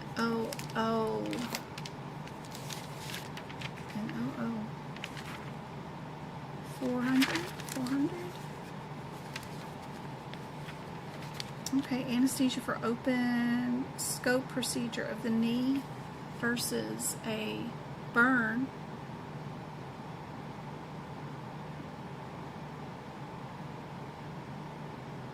Shouldn't be too hard. If we're doing a burn patient and we're doing an anesthesia just because we need to debrief their burn, you know it's going to be this. If we're over here in our 1400 code, this could be an open procedure where we cut open with a scalpel, or if we just stick Trocan cameras on the end of sticks into the knee. So it could be open or closed, but we're in the knee joint. Got to be in the joint.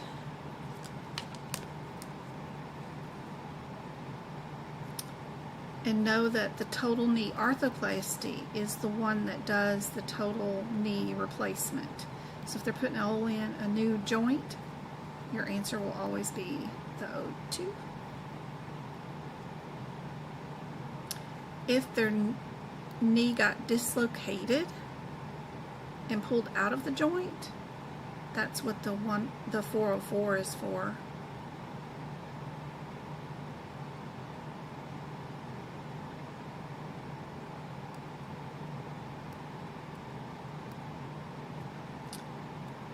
Mel, does that help answer any questions you might have had on that? Okay, okay, so no,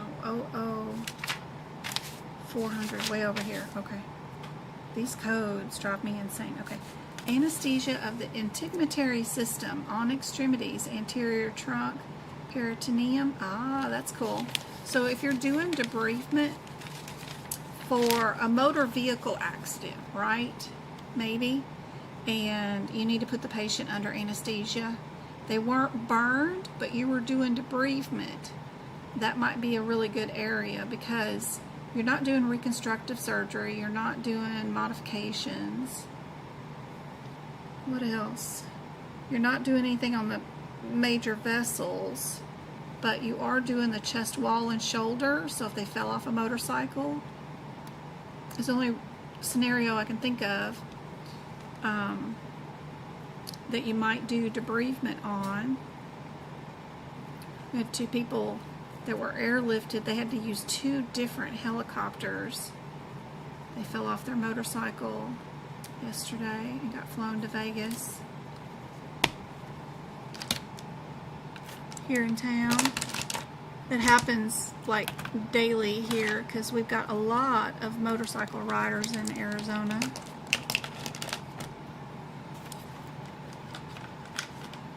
There we go.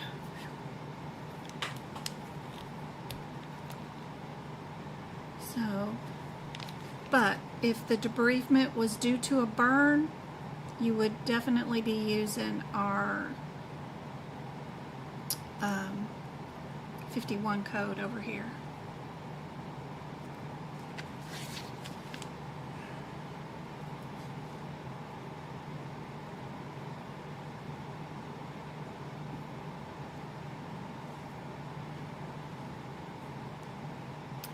Just highlighting what's inside the parentheses. I like to also mark out stuff that it does not include.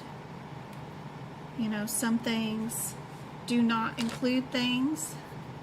So this one, the not is way over here, but then you got what it's not including right next to the CPT code. So you might think it includes ventilating one lung, but that's not what's going on. It says not. So I always put one line through it so that I know that it does not include that. The one that includes ventilating only one lung so they can work on the other lung is the 2.9.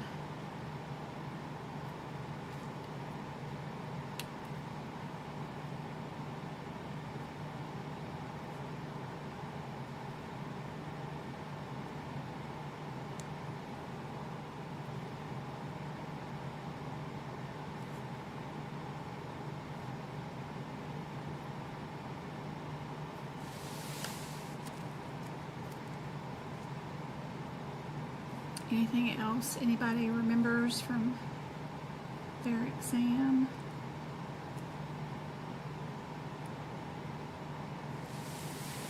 This one's without the pump oxygenator, so I drew a line through that.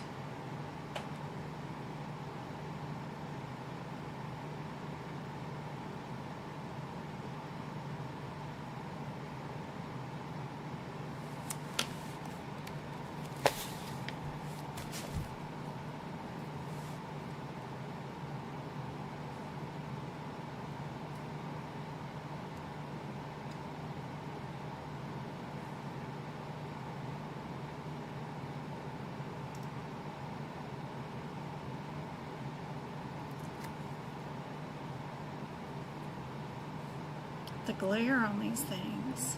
Whew.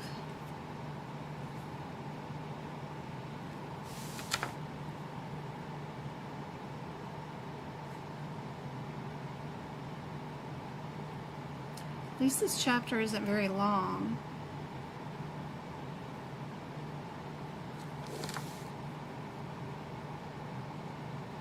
It hasn't changed from, I don't think there's been a new anesthesia code in a long time.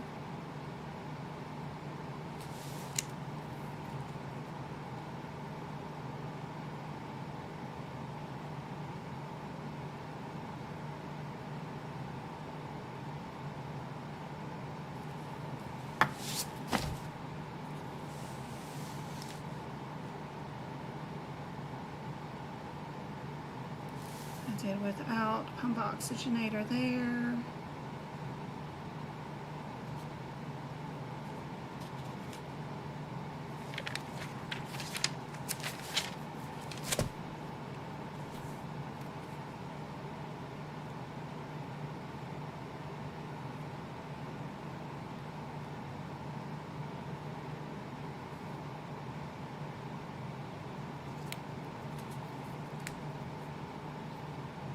There's a not utilizing lung ventilation there.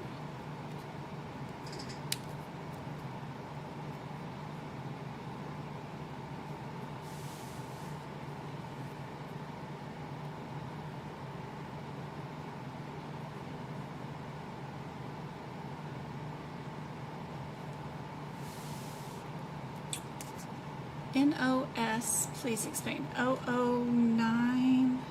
009. Okay, almost there.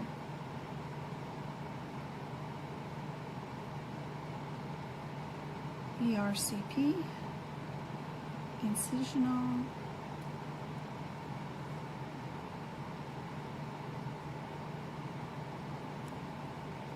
Everywhere else in our CPT book, I like to note NOS, so that it reminds me that if it's an NOS code, it's probably not the right answer. But in anesthesia, it's could be more likely the answer. I don't know if that makes any difference, but that's what I see in your exam results as far as what the answers are.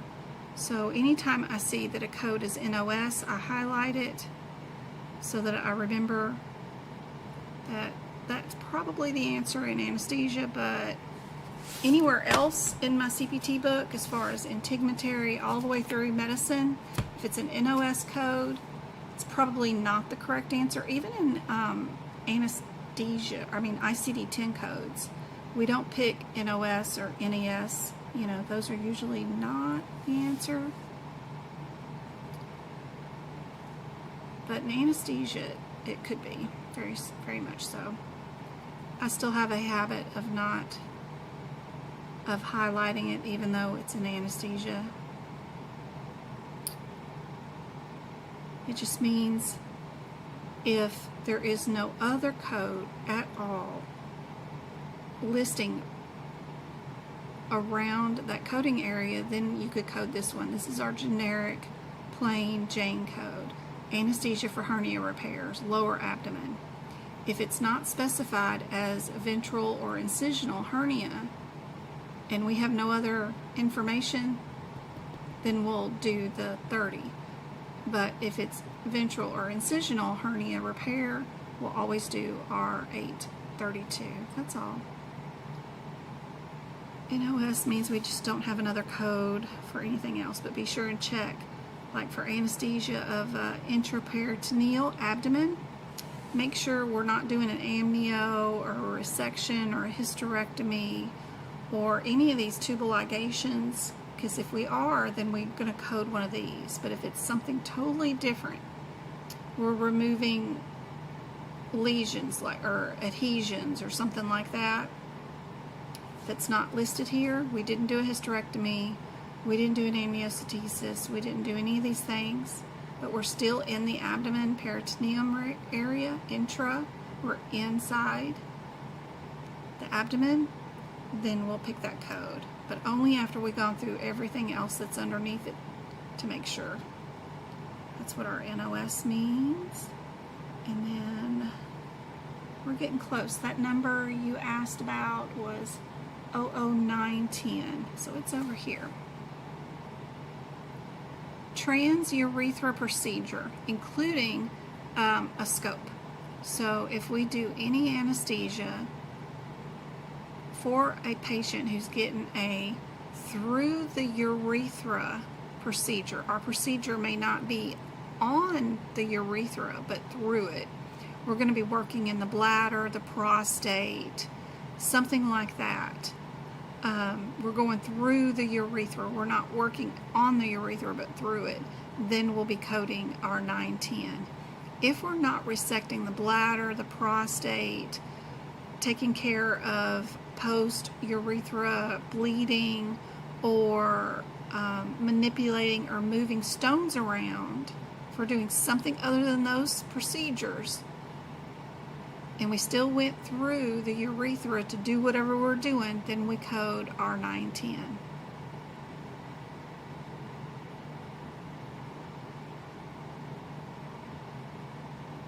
Does that help? Anytime it says it's including something, I do green for good to go. It's included. Anytime, even if just an S is included in a parentheses, little quotey things, whatever brackets you want to call them. I don't know what you call them. But I include that because if you resect 2 tumors and then they want you to times this code, you know that if you come here and you got that highlighted, that it'll do multiple tumors. If it's singular and only does 1, it'll mean it makes a difference. So it'll be just a plain tumor. But because it includes the word S, that means it could be just 1 or it could be multiple. And knowing whether it covers multiple, 1 or 2, is really helpful during the certification exam, for sure. Now, our 920 versus our 910 is a neat one. It's still a urethra procedure. This one is including work done on our urethra. So this is supposed to be going through the urethra to do a procedure somewhere else in the prostate or bladder. But if we're doing a procedure on the urethra, there's our code 920. But if we're doing something on some of these vessels or hernia repairs, we're supposed to code these codes. But if it's only to go through and do a repair on a urethra, then it'll be the 920.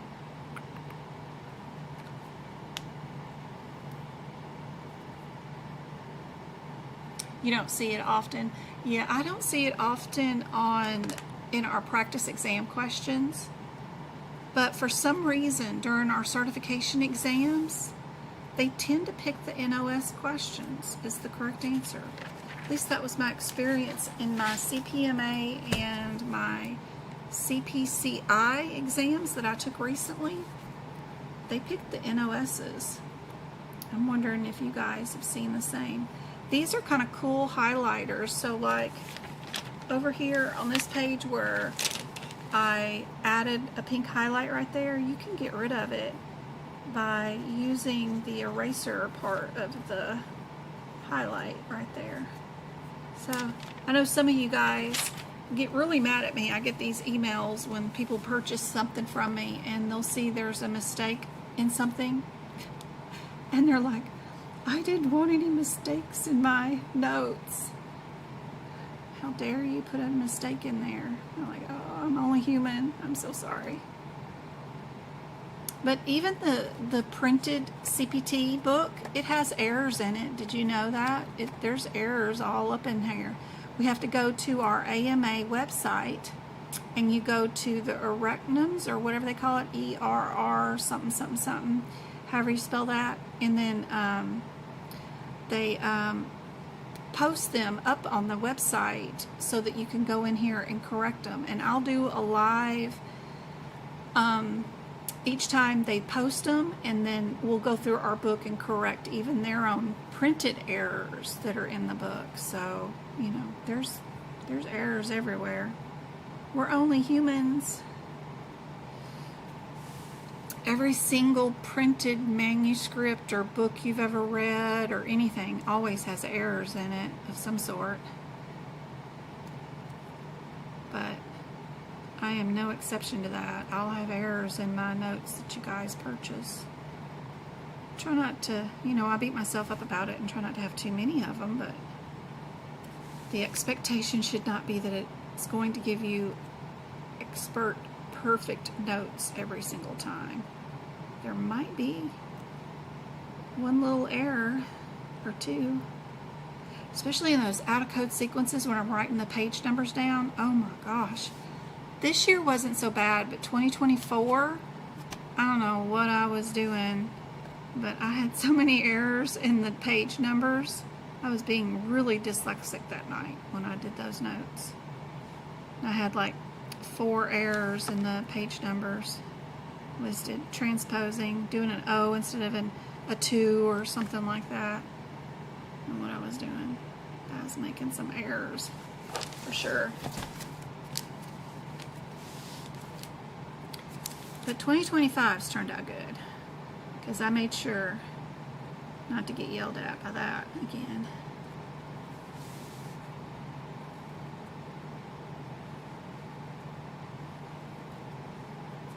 If it's in brackets, we're going to highlight it. Don't forget to do the differences between your opened and closed. I do green and orange, but you can come up with your own color code. Whatever you want to do.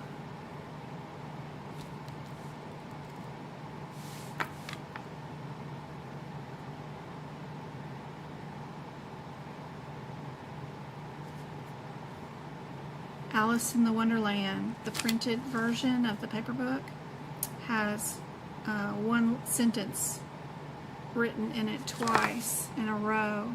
It's a typing error that they didn't catch. It's kind of cool. And you wouldn't notice it if you're reading the book the first time.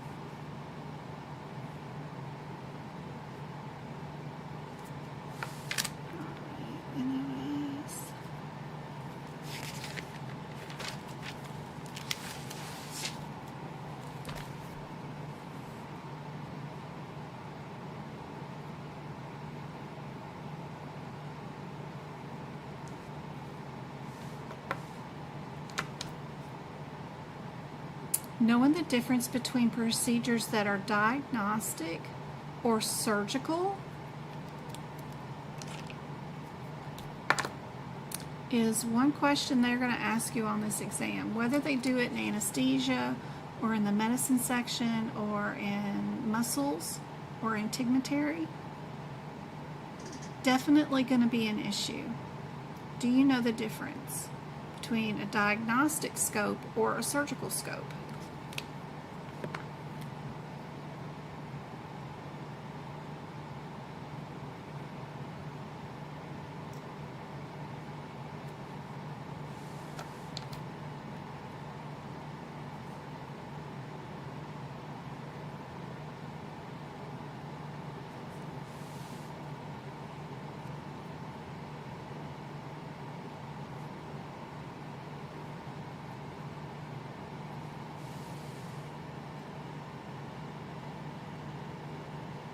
I'll do my color codes for the differences of the spines. So, like, you know, if it's cervical, thoracic, lumbar, those kind of things, I like to do a different color. That way I can quickly see which body part I'm dealing with really quickly.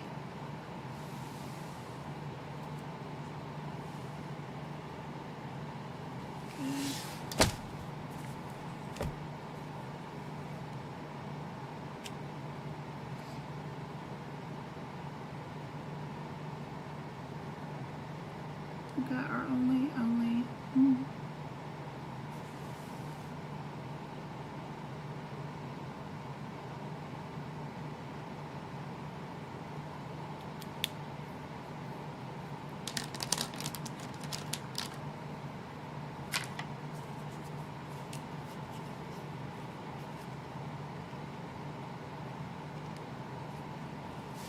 If our procedure was percutaneous,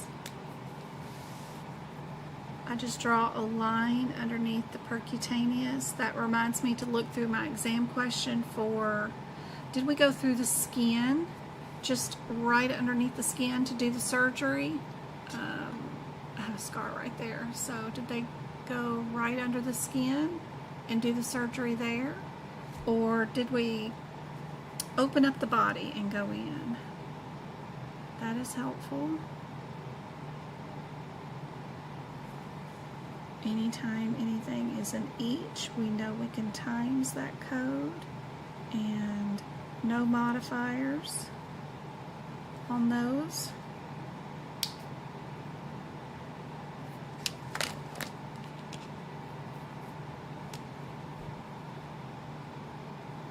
Those are grouped together.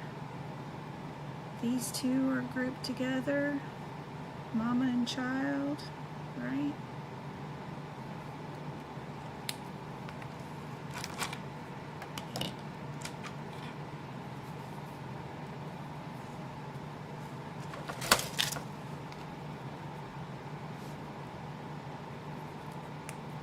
draw straight lines anymore.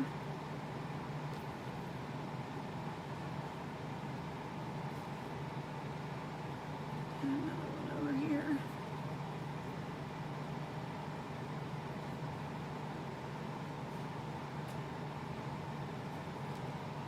Having pins that quickly dry so they don't smudge when you're covering up or writing over the top of them is really helpful.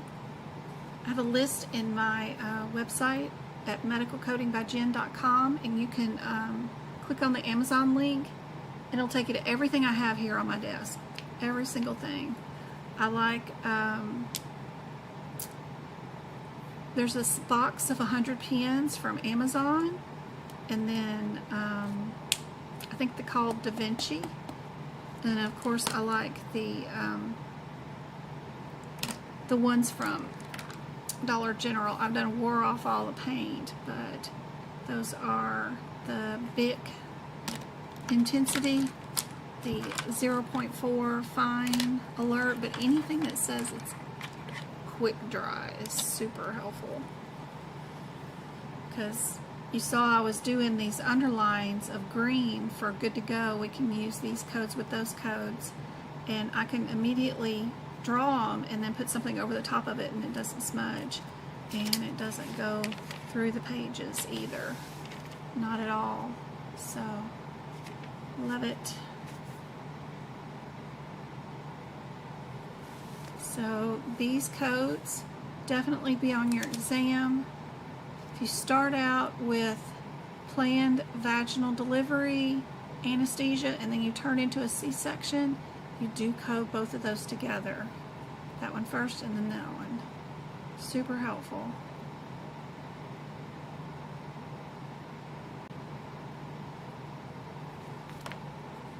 Alright guys, I guess it's 5:20. I guess I'll go get Travis. No questions at all? You guys are good? Anything y'all want to ask away about? We've got 26 of you guys on. Are there any more not included?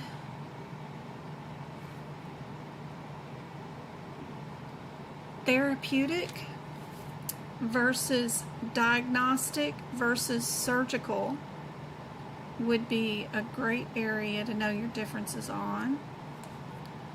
Here's another percutaneous.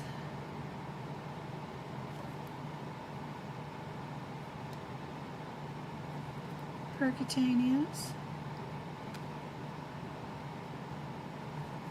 And then what's my color codes for the lumbar? Okay, cervical is blue. Where's blue?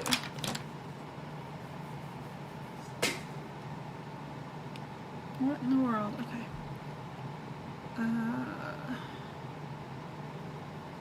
Cervical is blue. Thoracic is green. Lumbar is purple. Ooh, I have not done this in a while. Are all my colors up here? Where's purple? Kind of a pink color, but might work. Lumbar, purple. And then sacral. I did that one was pink. And I got it all over again. Sacral. We got cervical, thoracic, and lumbar. Purple. That really helps in your nervous section. When you're doing the nervous section codes between those procedures in your 60,000 section, color coding your codes, whether your procedure was open, closed, percutaneous, then do the cervicals one color thoracic, one color lumbar, one color and sacral, and then you'll know exactly what to pick out of your question quickly, right? So we'll go through our question, find out if we did anything under the skin, or did we open up the body, or are we using trocar cameras, and then that'll help you eliminate possible answers right away. Open is that, closed is a different area. For all procedures, all closed.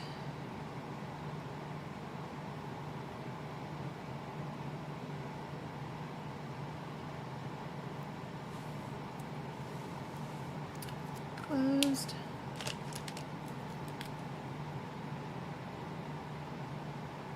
Open.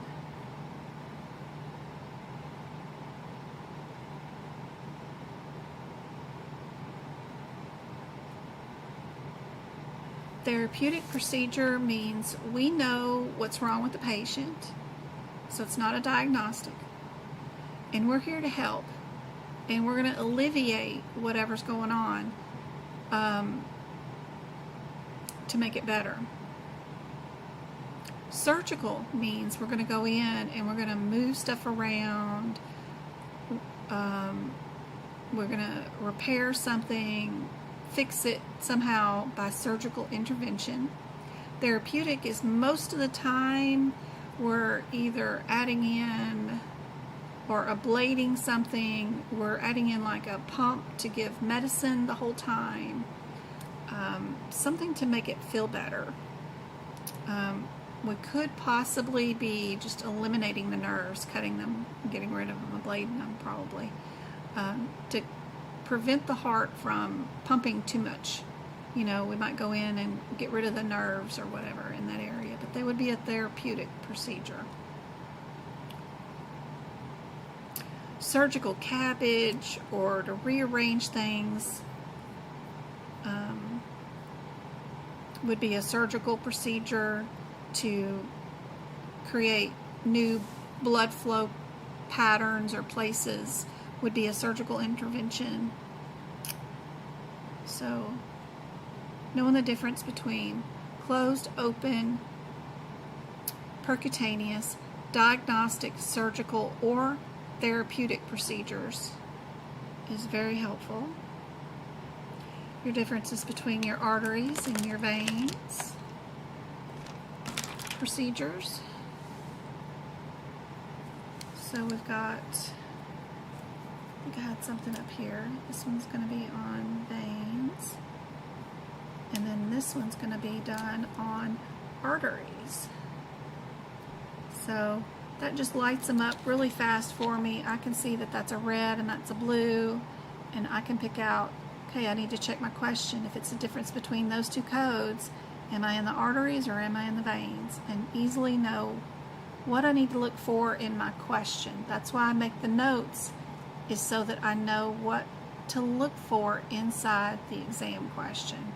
It's the whole purpose of the notes, is to quickly get me to where I need to pick out what words to look for in the exam question. And they may not be the exact word. They might not say arteries, but they might say coronary, right? And they might not say the word veins, but they might say ventricular, right? So knowing your AKA terms around those particular areas is really helpful, for sure.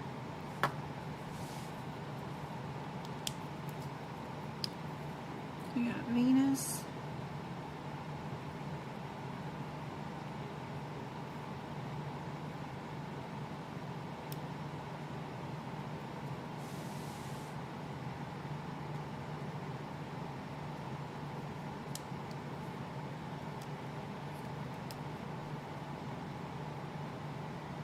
Arteries.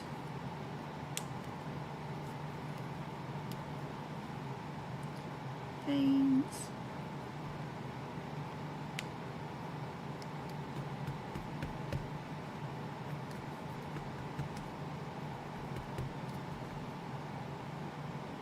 Got 26 likes and 24 of you guys still on. Still helpful. Hopefully this is helpful. we've got groups of codes. We know that we cannot code both of them when they're grouped because they're mother and child codes, unless you really did do both. And that's unusual, but it does happen from time to time.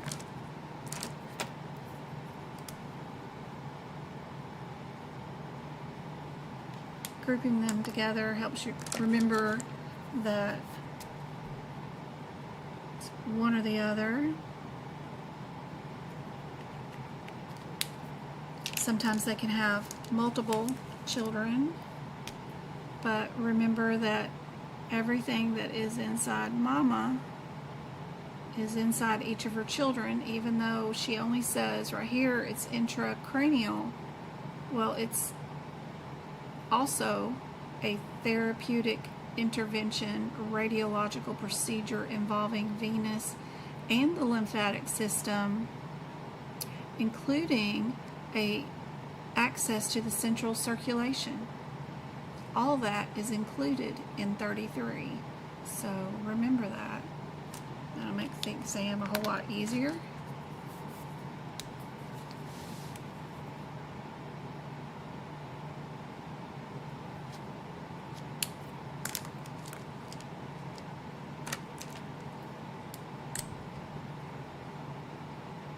I don't know if that highlighted enough.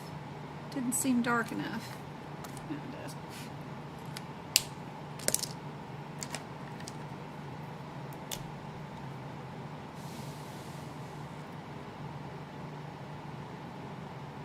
Ooh, that's a bright color.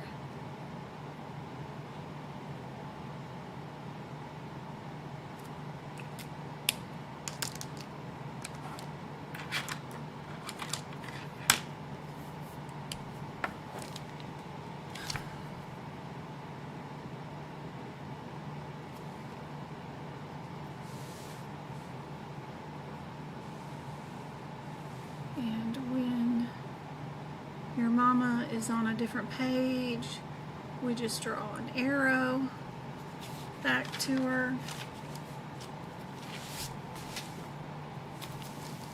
And then back down to our children that continue. That way you know there's some other children you need to eliminate before you pick out the NOS code for sure.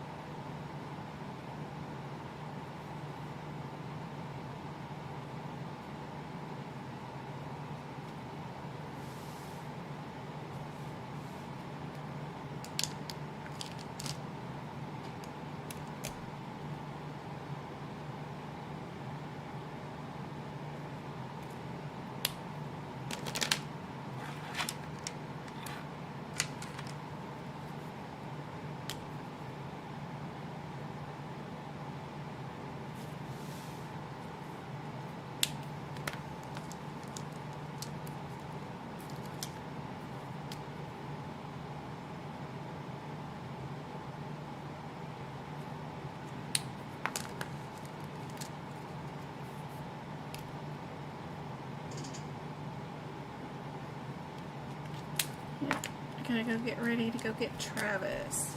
I guess I gotta go put on some pants. And a shirt, I guess. I got on pajamas.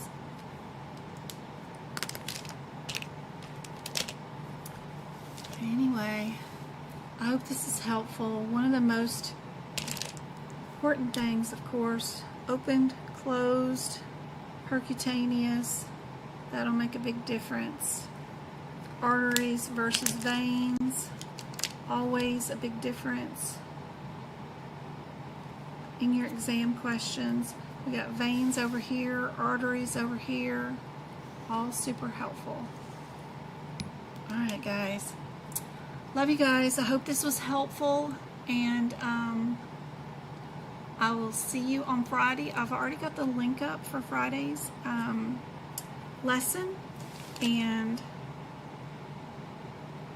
the time we will meet, I think it's like 4 o'clock, so I've already got it over there on YouTube. For those of you that are in my CPC course, I'll see you guys tomorrow night. We'll be doing this anesthesia, and I hope some people show up actually, and we can do the anesthesia part of our lesson. There's only 4 exam questions on the exam for anesthesia, so it's a smaller section. Won't be too hard, but we'll go through the practical applications. Examples too. See if you guys can do that.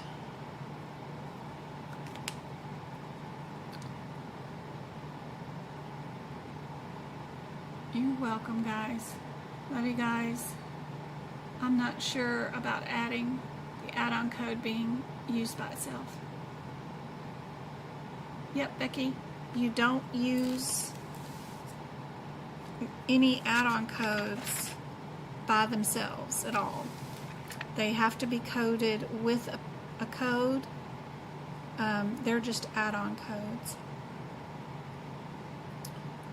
So anything that is an add-on code is never going to be your only answer. You're always going to have something else to go along with it.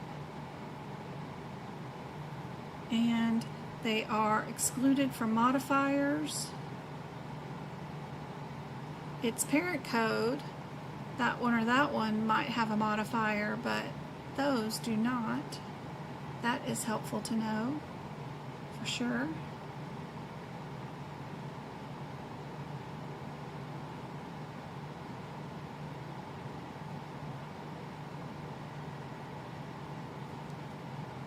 Alright guys, I'll see you guys on Friday.